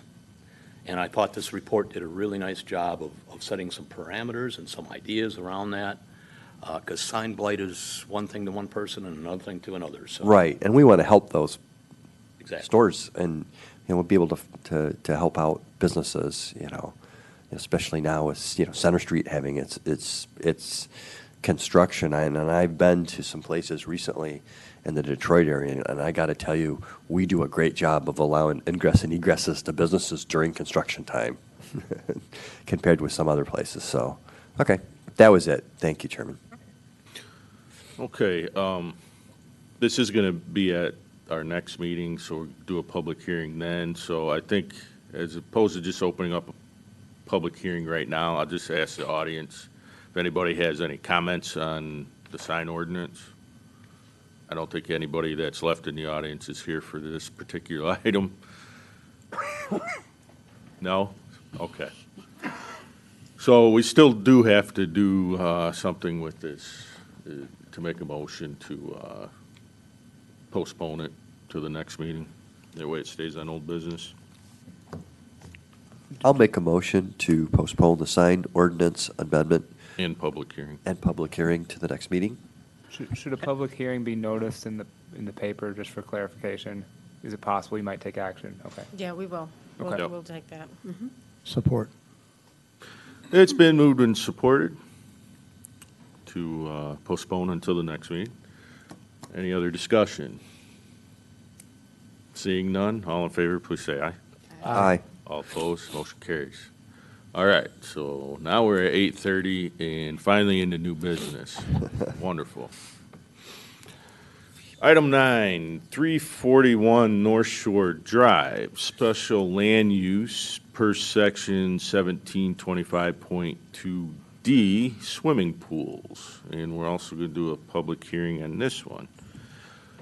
So we'll have a staff synopsis, chance for a few commission questions, and we'll open the public hearing, then close the public hearing, more discussion and motion, obviously. Okay. Kate, if you would. Sure. Before you is a special land use application for a pool and a waterfront lot. This is on the North Shore Drive. This one is not affected by the high-risk erosion area, but pools in the waterfront lots do require a special land use. This has already been reviewed by the Harbor Commission, and we do have, here for you today is the site plan showing that it's 160 feet from the beach area. We have also received 2 letters from neighbors in that area, and those have been forwarded on to the Planning Commission for your review. And those are the only 2 correspondence that I have received, and those have been forwarded on. We do have, as like with any special land use, we have certain conditions that must be found. If those conditions are found, there really is no wiggle room for the Planning Commission. If the conditions are found, the Planning Commission must approve the special land use. Those conditions have been itemized and listed out in the Williams and Works zoning memorandum. And I believe that we do have folks here from 341 North Shore Drive? Yep. Okay. Okay. Does anybody have any questions for staff or the owner? I appreciate the work that staff put in on documenting some additional pools in the area. Yep. Thank you. I do have a question for the owner. The owner is not present, we're just contractors doing the project. Oh, You have the landscaper and you have The pool company. oh, Be the landscape artist and architect and the pool company here for you. Oh, I guess I misspoke with the owner. We're speaking kind of on behalf of the owner, so. Okay. Well, maybe you can answer it. are you asking the contractor a question? Yes. Would you please come up to the podium? We'll need names. Names, address. Amy DeWitt, Artscapes, 69147 County Road 380. Ryan Cooper, Quality Pool and Spa. We are 3100 Broadmoor in Grand Rapids, Michigan. Okay, well, thanks. If you're representing the owner, I did go look at the property, and there's only, 3 condos there, right? How many condos are on that property? It's a house. It's a house. It's a house. Just a single family Single. home. Mishamonamak is next door. That's what you're thinking of. Right.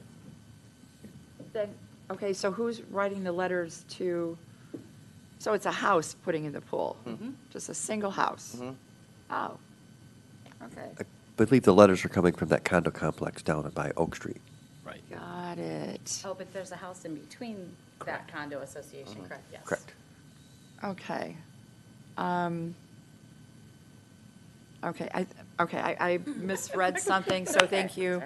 I think we're good. Thank you. Thank you. Okay, sorry. All right. Sorry, I got to rethink something. Sorry. Okay, well, while you're doing that, is there anybody else? Okay.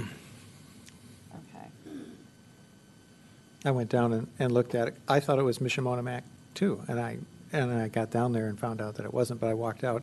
The pool sits behind the cottages. I mean, it's not going to impact, I mean, you probably won't even see it unless you walk all the way up and look at it. I looked at the site as well, and my only thought was, it's going to take a magician to fit that in there. Yeah. But Amy's done some work for us, so that's going to be done. Okay, so no more questions for right now? There was a question that I had regarding the discharge of the pool water during the winter time. Is this the one with the critical? No. No, okay, then I don't have that question. Okay, so let's do the public hearing part. I'll make a motion to open the public hearing. Second? It's been moved and supported to open a public hearing. Any other discussion? All in favor, please say aye. Aye. All opposed, motion carries. Is there anybody in the audience that wishes to speak on this item? Seeing none, I move to close the public hearing. Second? it's been moved and supported to close the public hearing. Any other discussion on this? All in favor, please say aye. Aye. All opposed? Motion carries. Okay, now, any additional questions, or you can make your motion for approval if that's what you want to do, or some other motion, I don't know.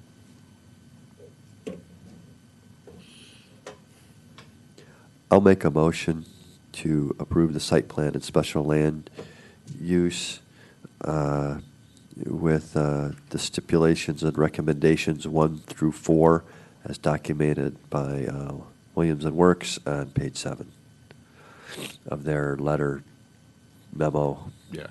dated September 10th. September 18th, 2019. This also includes the site plan, does it not? Yes, in the application. You include that in your motion? Site plan? And the site plan. I thought I said the site plan and special use. I apologize. I did. Okay, I'm sorry. I have a cold. I'll support the motion. It's been moved and supported. Any other discussion? Hearing none, all in favor, please say aye. Aye. All opposed? Motion carries. Okay. Item 10, new business, 1098 Monroe Boulevard, special land use per sections 1725.2D, same as before, swimming pools and Article 16, high-risk erosion overlay district. Yes, so yes, we are here for site plan and special land use for a pool in a waterfront district, which does require special land use, but we have an additional overlay with a high-risk erosion area. Here, we have the approval in here, I'm sorry, not the approval, but we have the application as well as a memo discussing the conditions. Now, yes, this is in the high-risk erosion area, and we've seen this with other requests for pools. is that our ordinance states that there needs to be permits from the Army Corps of Engineers, plus, as it was called, DEQ, but now Eagle, to sign off on both of these because of its location with the high-risk erosion area. What we have also seen is that unless the pool has a structure underneath it, it's considered a movable structure. So we've seen with Eagle will not necessarily require any kind of additional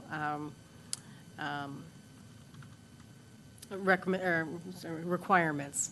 And this has been brought up by one of the commissioners in questioning to me is there anything that the city can do about this, about these kind of structures in the high-risk erosion zone? And I have to say, unfortunately, our ordinance does not say anything else other than those approvals by the Corps and Eagle. And I guess maybe I don't want to go too far, but we have had a coastal resiliency workshop some time ago. And that was very good workshop where they talked about building in these kind of zones and in these kind of areas where there is some criticalness to them. The city has reached out to LEA, the organization that brought that here. We are trying to get them here to work with us, the South Haven Charter Township and Casco Township, to help us look at our regulations and look at development in these areas. But right now, our ordinance states what it states. So we have those in here. We have the Williams and Works memo that goes through that. I just wanted to get that out there that that is something we've been meaning to bring to this board, but we're also waiting on LEA. There was a change at their leadership level. So we're waiting to hear back from them with some coastal zone grant money to help us work out that regulation. Does anybody have any questions about this particular project? And who's here for owner, constructor, contractor? Contractor. Okay. So there is the contractor here for this one, if you have any questions.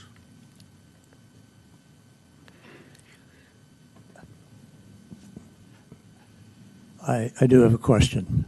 The type of construction of the pool, And if you would, please come to the podium, state your name, company, address, or how. Scott Spear, Blue Water Pools, 465 Lake Michigan Drive, Grand Rapids. I'm Zach Vandenberg with Peterson Environmental. We help with the permitting in environmentally sensitive areas.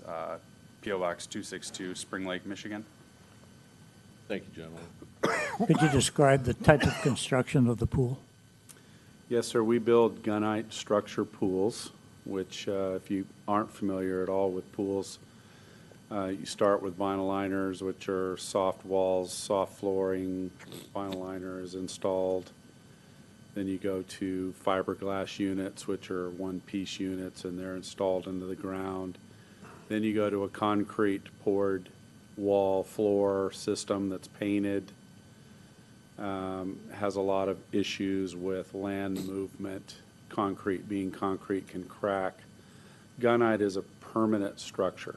It's a lifetime warranty on the structure itself. There's a plaster membrane then put over the top of this vessel, if you will. It's a 1 foot thick vessel that's poured into place. The material doesn't crack, it doesn't move. It's a tank. And that's what we build. It's a gunite structure. Okay, thank you. Anybody I else? hope I did that quickly enough to satisfy your question. It was great to hear because, you know, we're talking that they consider pools temporary structure, and you said it's permanent, you know, and it's tank, you know, and I'm sure the environmental guy will tell you that, you know, you're probably having people losing lake shore all up and down Lake Michigan right now. Yeah, we do a lot of permitting in this area for shoreline protection, which on this property there currently is big armor stone shoreline protection, which is usually the type of permit that we require for clients. So. And we've got Brian in the room who's been doing some amazing work all up and down the lakeshore helping out. It's just, you know, this is one of those things why someone would want to put this big project in a 30 30-year zone, it just seems nutty. I don't know how I can say no. I mean, there's nothing here that I have to approve this. I just don't think it's a great project. I don't know why, why you'd want to pop a pool there. And So the reason I think for the gunite in this area is you don't want it to leak and you don't want it to break, because if with I don't know, he would know better about fiberglass or concrete, but once you have like a leak, that's when you run into real erosion issues. So in this case, the erosion from the lakeside is currently being protected by the armor stone, and the property to the north has sheet steel. So the major erosion issue that you might be worried about would be from the land side, from the pool water itself, I guess, probably. pool, whatever you make out of it, you're putting a pool back there. Like I said, it's something I'm going to approve, but it's just, these keep coming up, and I know that, we had the coastal team come in and give a presentation. It was really, really well done. And I think we need an overlay, and we need to work with others, and I know we're trying to get the funds to be able to do that. It just seems like there's so much to do. But with all the issues that we've been having with people wanting to build on the water, and then next thing you know, they're having to protect something they just built, and then we are continuing to build things. It's just one of those, I don't get it, but okay. Yeah, if you took a look at the lake today, it was pretty angry, and it was really, we didn't have a beach on the south side to speak of near the blue. It's not the big lake they call Gitchagumi, but Yeah, no, so, Okay, Gordon. yeah, the erosion piece to me is a big deal. And I agree with Clark. I mean, many of us sitting on the board here have been around long enough to remember we had no concerns about the homes on Monroe Boulevard either. Whoever thought that would be an issue? I probably won't live long enough, and I hope the property owners don't have to come to this board in 20 years asking for some kind of exemption to rebuild that bluff like we're doing to the other properties. But I agree with Clark. There's no way we can say no. I just think it's a really bad idea. When the homeowner came to you, do you recommend a certain kind of pool for that kind of property? I went and looked at it. There is no property there. I mean, it's boom, boom, boom. I mean, it's gorgeous. That house and I walked on the easement. Don't worry, I wasn't trespassing. At least I don't think I was. And I talked into their doorbell that was videotaped because they weren't home. I rang the doorbell first. But do you recommend that? I mean, do they say, I want a pool? What do you think? I mean, is that how you do things? Or did they know what they wanted? Or is that an appropriate question? I've been in the pool industry for 42 years. I started in Southern California. They only have one style of pool there because of land movement and erosion and that issues. totally works. Very similar to this type of, It's just coastal a question. application. Yeah. That's the only way you should have a pool, is a gunite structure that is not going to have any kind of movement or damage to property or leaks. It's built much different than the other applications. The beauty of it, there are absolutely spectacular pools on the coastal, all up and down Michigan and Southern California, and if it's done really, really well, then it adds to the beauty of the site, as far as I'm concerned. Okay, thank you. We present a program. I brought it this evening. It's a 3-dimension program, and you walk around and you create this so it's a natural to the site. It's not above ground. It's not obtrusive in any way. It blends with the land and the nature of the land. We're using some rocks in the landscaping, and so I beg to differ that these things are a detriment to coastal homes. It just needs to be built correctly so you're not going to have problems, 10, 15, 20, 30 years from now. Okay, well, thank you. And I think the water tower is made out of that, the oldest one out there by Blue Star. I believe so. Yeah. Same product. Okay. Does anybody have any more questions for the contractor and consultant? Yeah.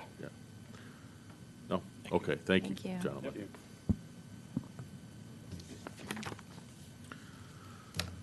All right, so let's, you guys know the routine. We're going to do a public hearing. Mr. Chairman, we open the public hearing on item 1080 Monroe Boulevard Support. Special Land Use. and Okay, Plan. it's been moved and supported to open public hearing. Any other discussion? All in favor, please say aye. Aye. All opposed? Anybody in the audience wish to talk about this item? Danielle Veenstra, 1220 Monroe Boulevard. I'm just beyond the lower right-hand corner of that, so that's why I'm here. I agree with you, Mr. Gruber. To me, this just seems ridiculous. We too walked over to the property because for the last umpteen weeks, multiple trucks per day have gone by our house with sand and rocks to shore up what evidently is not a very stable bluff. Otherwise, they wouldn't have multiple trucks full of Lord knows what. You, Ms. Varney, you were going to ask about the discharge, and I guess that concerns me, is where are they going to put that water when they drain the pool, is my question. Okay, thank you. Brian DeBest, 107 72nd Street, South Haven. Start out, this property has been in South Haven for many years. It was a place where a fire happened and so on. And I've been the site management company there for 20 years. It was eroded when the owner of the Haven bought that, and he did not recommend do anything. He left it alone. We went and put the stone revetment in about 10 years ago, and that was put in when the lake was down, and we only came up 4 foot above water level. And we were hired as a contractor this spring to come back and add 4 foot to it as a repair because the lake has come up, and that's why we added to that. We didn't change the wall or the revetment, we just added to the top of it for added protection. And if you do some research on pools on Lake Michigan, bad news, I guess you would say, is we did put the pool in up on the top view. That was put in 10 years ago, and that was gunite also. And we had questions on that. And if you take the weight of a pool versus clay, that pool does not weigh any more on that bank than regular dirt. The problem with pools is the discharge of the water. And as long as that water is in a drainage system that goes to Lake Michigan, there would not be any more erosion or any more harm to the bank with a pool. That's all I got to say. Thanks. Brian, I have a question. After you put in the stonework and all, and you've had time to look at it, how does it impact the neighbors' properties on either side?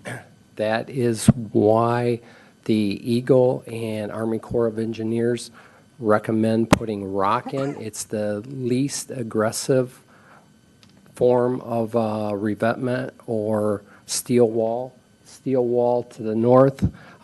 If you would like, you could talk to Zach. He's our expert doing permits through the Army, Eagle and DEQ. They do not issue permits for steel walls anymore because the steel wall does not take the energy out of the lake. It just moves it, and it erodes the neighbors. And by using rock, large rock, it dissipates the energy and also builds beach in front. So in your opinion then, by using rock, you're not seeing that erosion of neighbors' property on either end of what you built? Incorrect.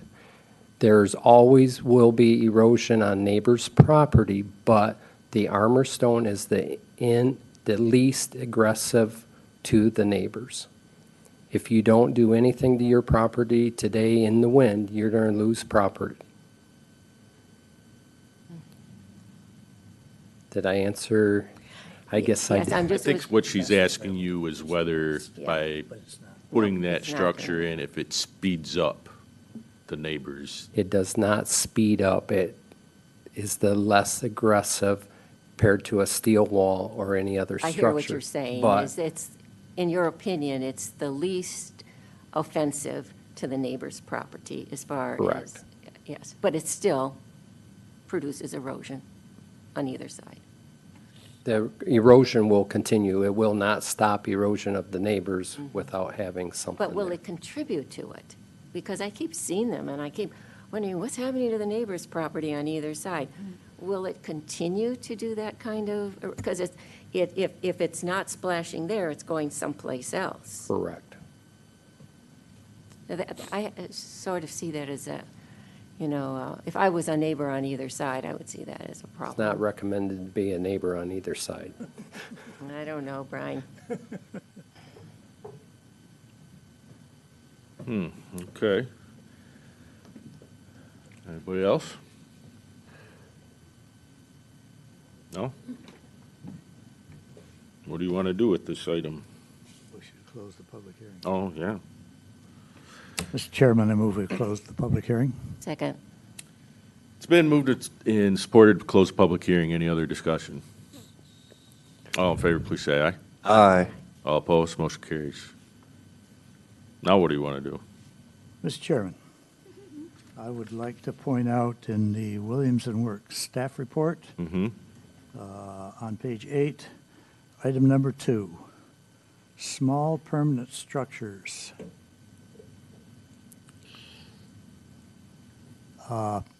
This is a rigid structure that's being erected here. Should not be built in this area. This project does not meet the criteria in the zoning ordinance. Number 2. Look down at number 3. Permanent structure shall not be erected or installed leeward of the setback line of the high-risk erosion. That's number 2 that does not, of the zoning ordinance, that does not meet the requirement here. I've sat on this commission for several years, and numerous times we have used these 2 criteria. I could not vote in favor of this project. I'm not making a motion at this time because I want to allow more time for discussion. Okay. Any other discussion?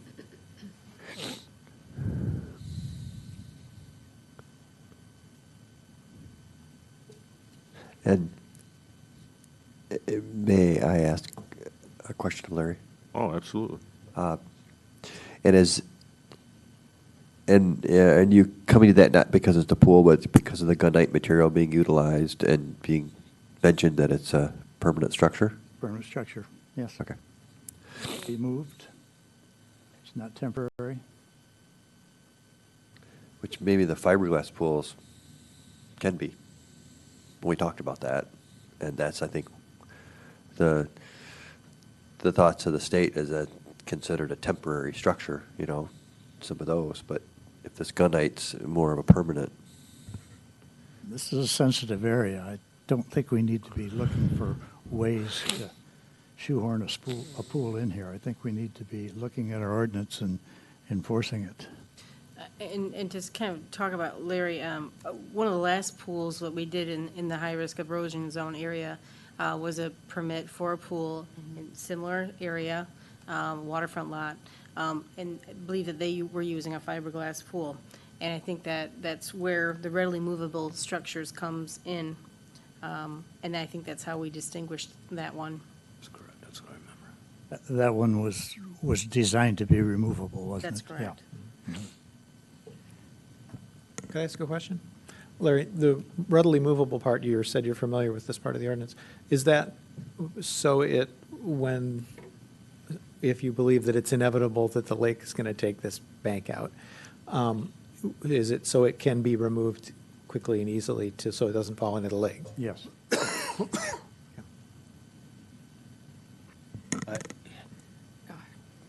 Again, when I read this, Larry, I was confused as well, and I do wish someone from Williamson Works was here to go through this paragraph with us.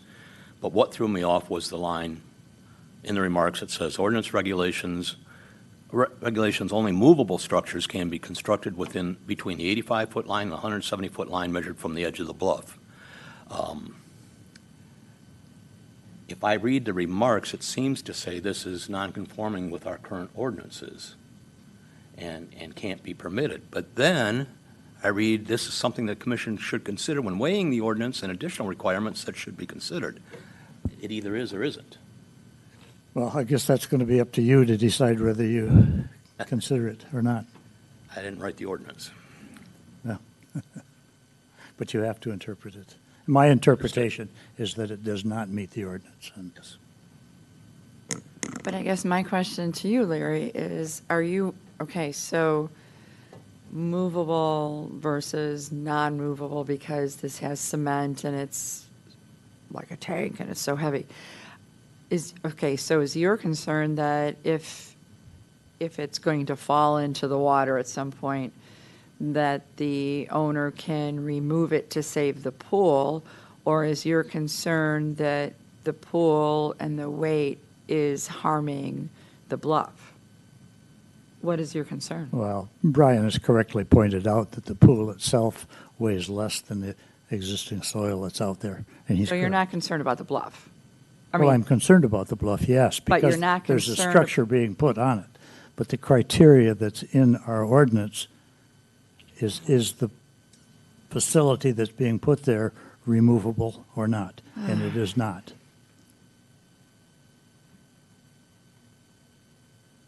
Again, just reading from the remarks, it says this would create a requirement for the homeowner in such a way that the only permissible place to construct a swimming pool would be in the front yard. This is not in the front yard, correct? Or is it? This is Although- It's the lakefront. Right. Front yard is the lakeside. No, that was changed. Was it? Yeah, many years ago. Thanks. That's okay. And so a fiberglass pool is considered movable because it's fiberglass? Is that right? Is that what you're saying? Well, I would question whether a fiberglass in-ground pool would be removable. So then your Either. point is moot. Well, it's permanent structure. Right. What, because of cement No, gunite. It's gonna. or gunite?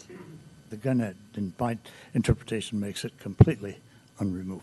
I think any structure is permanent until a bigger piece of equipment that can move it comes around. Right. But the state considers a pool a non-permanent structure. Right, regardless of what it's made out of. Well, that's true, but So what are we arguing about? Who considers it? He said the state. was it, State? who considered the pool? Can you help me out here? Did you say the state considers a pool a movable structure? Yes, when we've contacted them about Uh-huh. the other one that came before this commission, we did ask them if this is considered a movable structure.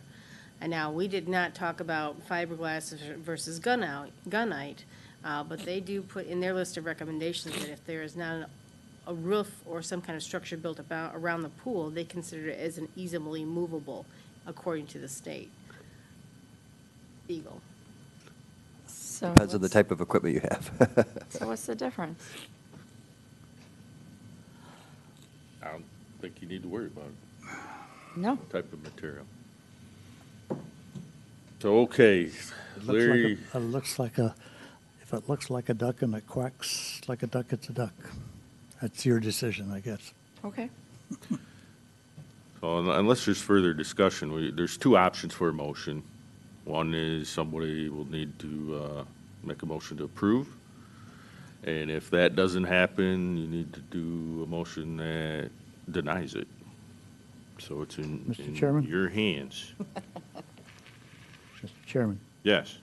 I move that the application for a special use permit and the site plan for 1098 Monroe Boulevard be denied.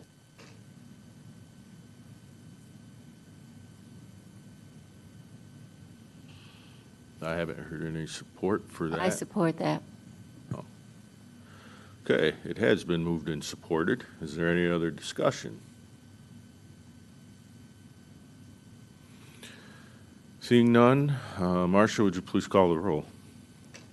A yes vote is to deny the application.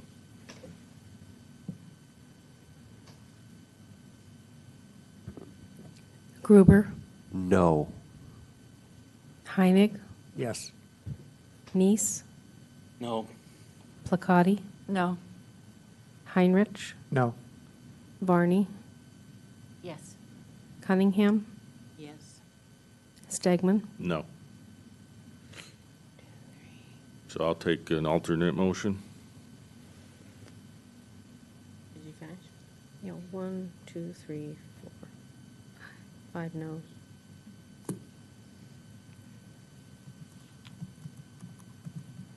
I'll make a motion to approve the site plan and special use land request, including the recommendations from the Williams and Work. I jumped ahead here. Take your time. A lot of pages in that one. 149. Williams and Work, staff report dated September 18th, 2019, to include recommendations 1 through 5. Second. Is that right? Is that all of them? I think their recommendations were 1 through 5 on that one. That's correct, on page 151 and 152 of the packet. Okay. All right. The motion's been made. Is there support?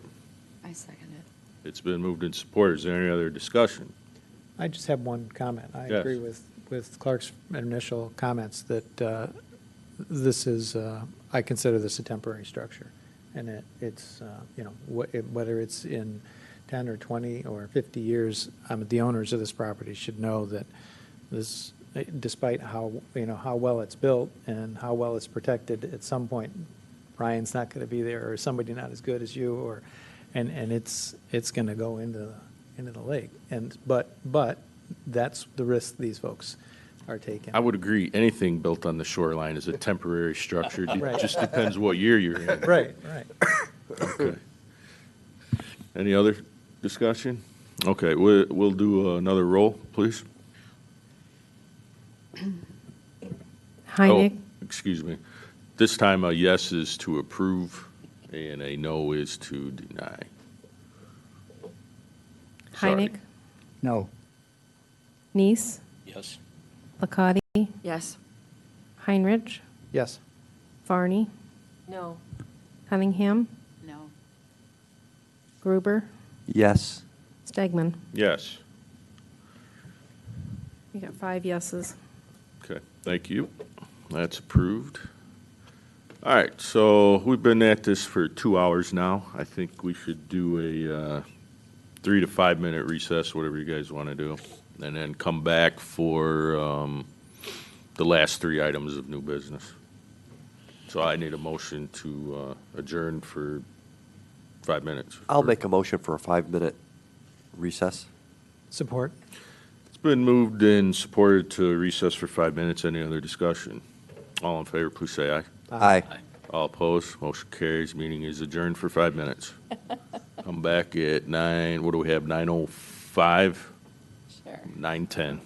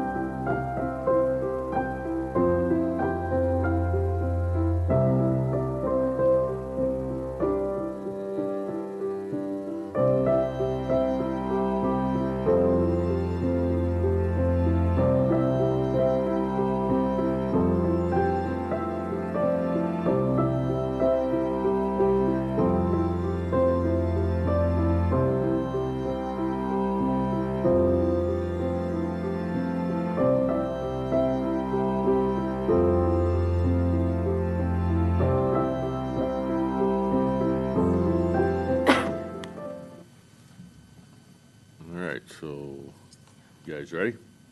Sir. All right, so we'll do a motion to come back to order. I would move we put, I could, but I'm not going to. I'll move the meeting come back to Can order. you recognize me? Second. To make a motion? It's been moved and supported to go back into session. Any other discussion? All in favor, please say aye. Aye. All opposed? Well, Larry, the reason we did it that way is just in case you didn't want to come back into session. Have your opportunity to get out of it. I would have At least we didn't have a public hearing on it. All right. Let's move on to new business, item 11, FEMA flood insurance rate map. I think this is an item that usually doesn't come to the planning commission, usually goes right to city council, but due to circumstances these days, I think this is why it's here. That's correct. So FEMA is doing new updated flood insurance rate maps, or FIRMs, and they are looking for public comment, not just from this body, but for anybody who's interested in giving those comments. Bill Hunter, the Public Works Director, has asked me to put this on your agenda as one more way to get the word out. We are looking for comments to be submitted to myself or Bill Hunter by October 11th, so that we can get them off to FEMA in time to be incorporated. So really no action to be taken on this item, just be aware that the firm maps have been included in this packet. The link actually takes you to a wider packet, but for size, we just put in the ones for the city. But October 11th is the magic date. Is this easily accessible on the website, city website, without having to go to the planning commission packet? They're not, but I will make sure that the city clerk does that tomorrow. We can put that as one of our scrolling stories. Okay, very good. Anything else from anybody? No? These maps are always interesting to look at because it shows you where you probably should not build. All right. It was a map. I didn't see anything other than that on it. What else does it tell me? What's that? I'm sorry? It's a map. What else does it tell me? Well, where you may be compelled to buy flood insurance, I suppose. Exactly, Yeah. There's several maps in there, cover There's- quite yeah, a there's bit. The one many you really maps. want to look at is the, Central Business District around by the bridge and the ravines in town, properties along there. Right. And it has a great deal to do when you sell your property as well, in terms of getting a mortgage. Yes. You could be denied Very difficult to because get a you're in mortgage if you're in the floodplain. Yep. Okay. Anything else? We'll move on. Item 12, Stick with movable structures. the MMFLA ordinances, safety compliance facility. That's correct. So we have this back before us. Now, obviously, this commission has done quite a bit of work on the MMFLA and the MRTMA, or the recreational and medical marijuana facilities. And we've done quite a lot of work on determining zoning regulations on if this city opted into medical or opted into recreational. Where would those businesses be located? And we did that exercise and made those recommendations on June 6th. Just to kind of give this commission an update on where we're at currently in the city, there is currently a petition before the voters on our November election on whether or not to opt out of recreational facilities of any type, and there's 6 recreational facility types. What is before the commission today is only medical marijuana safety compliance facilities. The city council is considering opting into safety compliance facilities for medical marijuana only, and that is what is being asked here today. So you're being asked to look into zoning considerations for that facility type only, and of course, Attorney Curcio is here to kind of go over any particulars of that. So this is identical to the ordinance that the planning commission recommended. All we've done is take out the other business types. After receiving the petition, the city council kind of wanted just to proceed with what they perceive to be the most non-controversial use. They could theoretically proceed with all the medical businesses because the petition only affects the recreational side, but they decided to direct the planning commission just to look at the safety compliance. And really the only reason why this is coming back to the planning commission is because the zoning ordinance says that when the city council makes any change to a zoning ordinance that's been recommended, it has to come back here. So this is essentially all things that you've seen before. We've just removed the other business types, and this is, identical to the recommendation you made with respect to safety compliance facilities. Just one more thing to note, we did receive a public comment by email that there was a typo in section, the first, let's see, 1510-35 F1 should say MMFLA instead of MRTMA. We'll make that change on our own if this goes to council. But all the planning commission has to do tonight is just discuss this proposal. If you have any comments on it, your verbal comments will be relayed to the city council and will count as your report as required under the zoning ordinance. Okay, and then prior to opening this up to the commission, I just had a question on ordinance 1049, which was the placeholder one. That Okay. was on February 18th, and it said 6 months. Is that still in effect, or is that sunsetted? How does that ordinance work into this? I think it was a 6-month time frame for the planning commission to give its recommendation. You met that deadline by giving your initial recommendation. They've kicked it back to you, but that doesn't affect the 6 months. Okay. So, So that basically comes off the books then? yes, you complied with it. Right. It's met. All right, with that, I'll just open it up for commissioner questions. So Nick, all that work we did before with all the zoning for everything, that's still viable? I mean, if indeed the city decides to go that way and those recommendations, we don't have to go through all that work again? No. No, okay. I No. just want to make So sure that was still, We've kept we're obviously going to keep a Okay. copy of the original recommendation if city council decides to Yeah. revisit all the other business types. This ordinance pretty much keeps the same structure. Yeah. It still has the overlay zone. We didn't change all that much. We just removed the other 4 business types. So at this point, Nick, if we make an affirmation of this change, does that nullify the rest of the work that we did on the other 4 categories? Are they rejecting that part of it and just saying, we just want this one part? They're essentially rejecting it, but just for now, until after the election. It could be brought back after the election. And although maybe the proper term is rejection, I think it's, let's accept this business now, because, we feel like we really want to accept that particular business. So we're not really throwing away all the good work that was done. It just, of all this really good work, there's one that we thought we want to go forward with.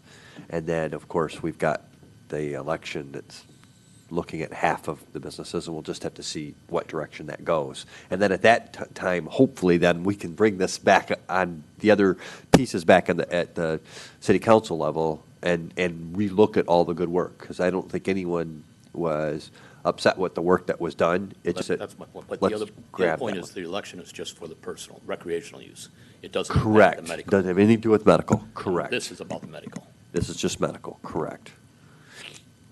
But the council has not approved the overlay yet, though. No, nothing was approved. Right, but so, like, for instance, okay, I voted no on this overlay with the south of Aylesworth, so I'm going to vote no on this because I don't approve of this overlay.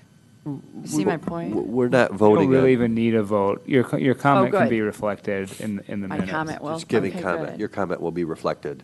Okay. But I just want to say there's a lot of really good work done. Oh, of course, No but one's that thrown goes the work unsaid. out. We just felt like, here's one piece we can go forward with right now. Let's go. And, we even have businesses that could do this. Correct. But you still have to, you, as a council, still has to approve the overlay first. Yes, the overlay is part of this. So the overlay is Right. the second We section. would have to approve all of this, and we would take your comments. No, I get that part, but I mean, before even this part of it, the council will have to approve the overlay. The overlay is part of this, yeah. Yes. Right. This would be the overlays for this one business that we're allowing.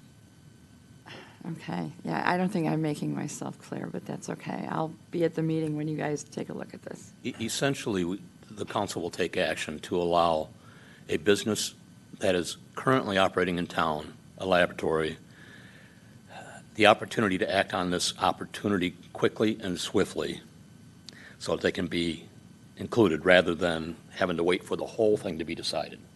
So we got a business ready to go. We're just trying to make it facilitate their ability to do so in their plan. And out of all the business types, this seems to be one that had the least. Mm-hmm. Well, that's debatable, but Yeah. Okay. Yeah. Gotcha. Anybody else?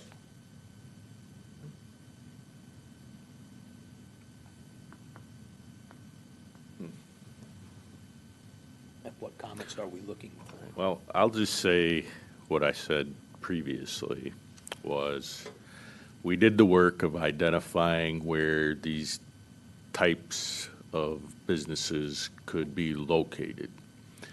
And for me, it wasn't a approval of the type of business, but just the fact of a location it could go. And as far as I'm still aware, THC is still a federally banned substance, but that's not what we're here to discuss. It's just whether that business type could go in those zoning areas.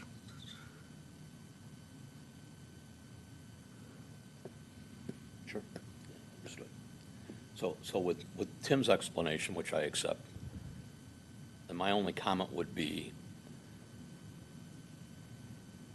it certainly seems to fit within what we've already sent to City Council as saying, it fits within what we've already sent to City Council and says, this is our consideration, what we think with the overlay. The issue of whether we do this one first or second really isn't in our purvey. We simply said, look, here's the area we said any of these businesses could be located. You got to make the call if you want to do this now or not. I would say we're not approving marijuana, we're approving an area. We're approving the zoning plan that we sent. Yes. Well said. Be very clear on that. Gotcha. Okay. You're not approving marijuana. You're just approving the area. If city council wants to approve a marijuana-type business, then we're saying those are the areas it could go. If. So, city council would approve the marijuana, then we'd go back and revisit the areas. No, we've already Because done. we've already done We've already that. done the areas. And it just has to be established by when the person or business owner, whatever, comes in on where it would go. Yeah. We've done our diligence in the planning aspect, but as far as the political aspect of whether a marijuana business is a valid business, I guess, in the city of South Haven, that's the argument I've tried to keep the planning commission out of because it's more of a city council argument. Okay, so with this that we're working with right now, we're just taking a look at the medical marijuana. Is that what we're doing right now with this? We are looking at the medical testing facility, where that could be located, and basically, I think city council is looking at, we have a business already in town that's a laboratory. They're requesting permission to begin testing medical marijuana prior to the rest of these being approved, because there are several that think it's a easier, quicker path as opposed to doing it as a lump action. Okay, so we're just looking at this tonight. We're not voting I on anything. I guess you could kind of look at it as a slow roll. Okay. Since the whole thing couldn't get passed, we're going to start with this one. And then Okay. who knows what's next after that. That's how I would interpret it. Okay.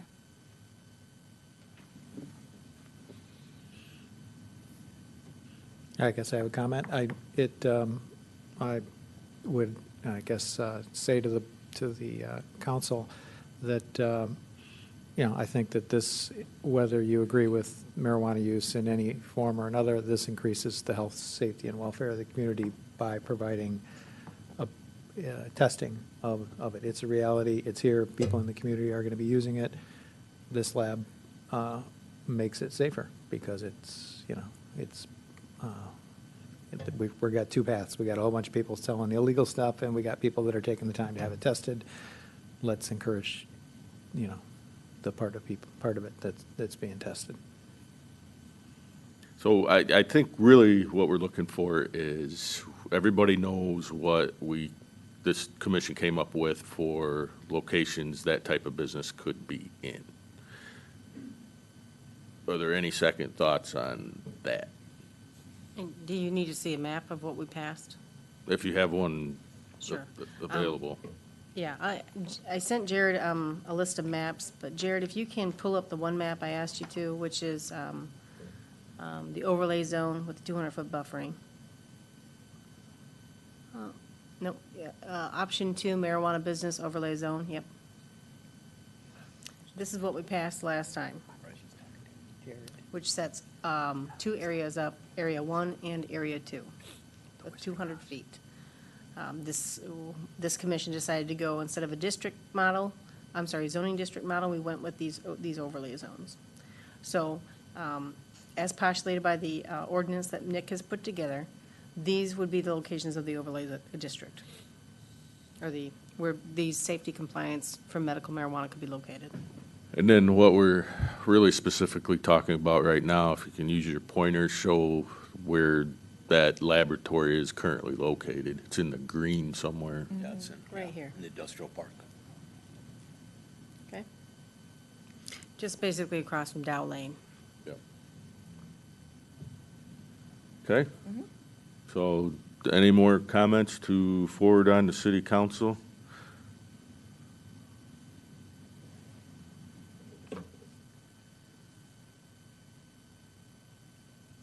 And that's all we needed to do for that, correct? That's it. We'll make sure that we get those minutes from Marcia to incorporate at the city council. Thank you. All right. Oh, new business 13, the livestock ordinance amendment. And I gotta admit, I'd never thought I'd see this one ever. That's fun. Well, Chairman, if you ever wanted to have goats, pot-bellied pigs, cattle, swine, sheep, ponies, and rabbits, this is germane to you. Currently, the zoning ordinance allows for some animals, but there's a two-part process. One, you have to have a sign-off from the county health department official, and secondarily, it has to be approved by city council. We've had at least one store in town that's been, I guess, selling chickens. That's kind of prompted more chicken requests. We also have a goat request that's before, that's kind of waiting in the wings. And I guess we have also found that the Van Buren County Health Department really doesn't want to come out and to check it out. So to see if you have enough space in your yard. So we've kind of seen that there's some resistance at that level. We've looked at what is being used around the state, as well as around what has been used nationally. It looks to be that there are conditions set on the number of animals, and that you have to be so far away. Knowing that we're already at 9:30, we're just looking for some comments so we can bring this to you at a later date. Any comments? I thought the examples you brought to us were very good. Thank you for that. Thank you. I'll pass it along to Brad. I like some of those, like the Grand Haven. I mean, I think the bees, if done properly, I think it's a good idea. I know more and more people with the chickens, and I notice that they've got a lot in there saying chickens are good, roosters are. Roosters are bad. You know, we've got to, if anybody wants to know, we had a chicken out at North Shore School. There's a egg plant out there, and, so they've got that. So I think looking at it, and having that opportunity is probably not a bad idea. You know, what I think is a bad idea would be the goats. Is it too late? Okay, I'm it's tempted too to go late. for it just because of that. You know, did you Yeah. just sound like a sheep for that? The sheep for A the little goat? sheepish on that, yeah. I'm glad you can't slaughter the chickens. I'd hate to see that going on. We gotta write that in there, you know. What? You should write that in there. That's a real learning experience, however. Yeah. Do we have any current restrictions? I always understood that there was a restriction on the number of dogs and cats you could have in the city. You know, I think. Before you answer that, let me just say, when I was on city council, we did a big ordinance revamp. And we took a lot of things out that had to do with farm-type things that have been in there since the late 1800s. And, you know, even a couple that come off the top of my head, we used to have requirements for you to have a hitching post and a stone step at your curb for the carriage when it pulled up. So there was a lot of things like that we took out, and I don't know for certain, but maybe we took some of the language out about regulating how many farm animals you could have in town, because we just thought it was archaic. Yeah, Now it's coming back, so there you go. History repeats itself once again. I'm being a bit selfish in my question, because I've always told my wife, if we can get any more dogs, we're gonna have to get a kennel permit, so. I don't know offhand, but I'll get you an answer by our next meeting. I think it's like 3, but I think it's 3, you're right. I think, you know, a lot of people want to do the organic thing and do their own chickens and have eggs. You know, I hope, Danny, you don't want to slaughter them after you raise them. Okay, good. No, I would take them to a chicken retirement home. I don't think an abattoir is considered a home use business or a home business. Wrong. But no, I think this will be cool. No roosters. No, that seems to be the common theme here, is no roosters. And I think they actually used to promote keeping them around town to control insects. But I don't think we need that anymore. So, yeah, these are great examples. What would you like us to do is, If there's any one that if you liked, or if you want us to kind of like meld them all together, and we'll bring a model ordinance for you at your next meeting to consider. Now, mind you, this is not a zoning ordinance necessarily, this is regulatory ordinance, but at least we can get the ordinance language for you to look at. okay. I think it can be relatively simple. Yeah, simple is good. Okay. Okay. All right, so we reviewed that. And now we can move on to item 14, staff comments. Really, no comments. Like I said, I've just forwarded the email that we've been having, going back and forth with the LEA folks, the ones who did the coastal resiliency. We'll continue to kind of work with our 2 neighboring townships and kind of bring that to you. I do know that we'll have some things for you in November, but hopefully not a 13-item agenda. Okay. Anything from the attorney? Any last-minute attorney advice? Okay. Let's start down here, if you have anything. Just very quickly, want to address something that opened the meeting today when Elaine said she was happy for my support. That what she was referring to is I've been kind of on a little crusade. If any of you spend any time on social media, you know that it's a wonderful place that people like to come and complain about what's happening.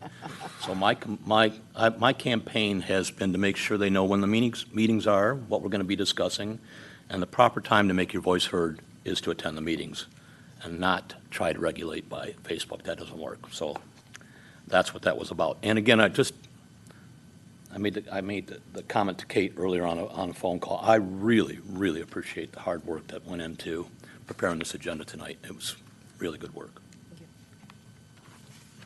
And I agree.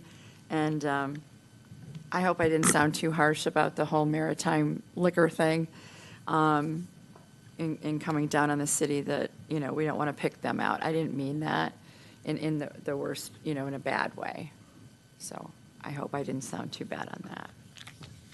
I'd like to thank the subcommittee who met and put together the noise from construction and all of those construction pieces. And I know that you have some further work that you're going to be doing in your subcommittee. And certainly, I believe one of the items is to look at what a viable retail space is in the downtown area as that's being reconfigured. But I had an opportunity to attend the Planning Commission conference in Kalamazoo this last week, and another idea that came up was to look at our facade design program, if indeed we have one as new buildings are coming in. I do like that the building at the corner of Center Street did include that brick underneath. If you remember at the very beginning, it was just going to be a big black box. I think this commission made that a requirement. Yeah, and I think that was a good judgment on the commission's part. So as we're going through some of the renovations downtown, I think we should pay attention to that. And I don't need that, if that needs further discussion in your subcommittee, I just wanted to recommend that. Thank you. Not only does staff have a big job to do, but we all did for this meeting, a lot of work to do, and thank fellow commissioners for the time they spent. Yeah, you stole my thunder.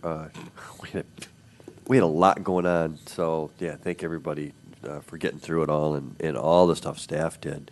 There's a lot. Try not to do stuff on social media. It's like a lose-lose. I try to put out the agendas every week on both my city and the planning commission as well. I'm blocked from some people, so but that's okay. It's all good. Yeah, not us, but it's all good. But thank you. I was, second meeting, I was pretty intimidated by the packet that I got. I just kept opening links and more. But it was all made very digestible it was readable and understandable, and I really felt informed by the packet, and appreciate your leadership. You run a good meeting. Thanks, Tim. Just want to say thanks to everyone for all the hard work they've done. Use your mic, please. Oh, I'm sorry. Just want to say thanks to everyone for all the hard work that they've done. Marcia, Kate for the phone calls, the city attorney, and, everyone's doing a wonderful job. Very good. And lastly, I think Mike made a good point into what you just said, Rosalie. You have the Maritime Museum educational type facility, and then an event with alcohols being introduced, and you have to draw a distinct line between the two when making these decisions. They really can't be all incorporated into one. So that's what makes it tough, and I think that's why there was some discussion on those hours, because unless the Maritime Museum's talking about creating rum instead of tea or something, for American Revolution, I don't know if the educational part of it really comes out. Just a reminder, we do have one item on old business that we haven't concluded, which is the sign ordinance. And it is a lengthy piece of literature, so you have another month to look at it and come to conclusions, and then probably keep looking at the livestock ordinance and on the lookout for what staff sends, just to be sure, however you want the language, that you're just ready to do it when we're at the next meeting. So with that, I'll entertain a motion. I'll make a motion to adjourn. I'll second. It's been moved and supported to adjourn. Any other discussion? All in favor, please say aye. Aye. All opposed, motion carries. This meeting is adjourned. Thank you.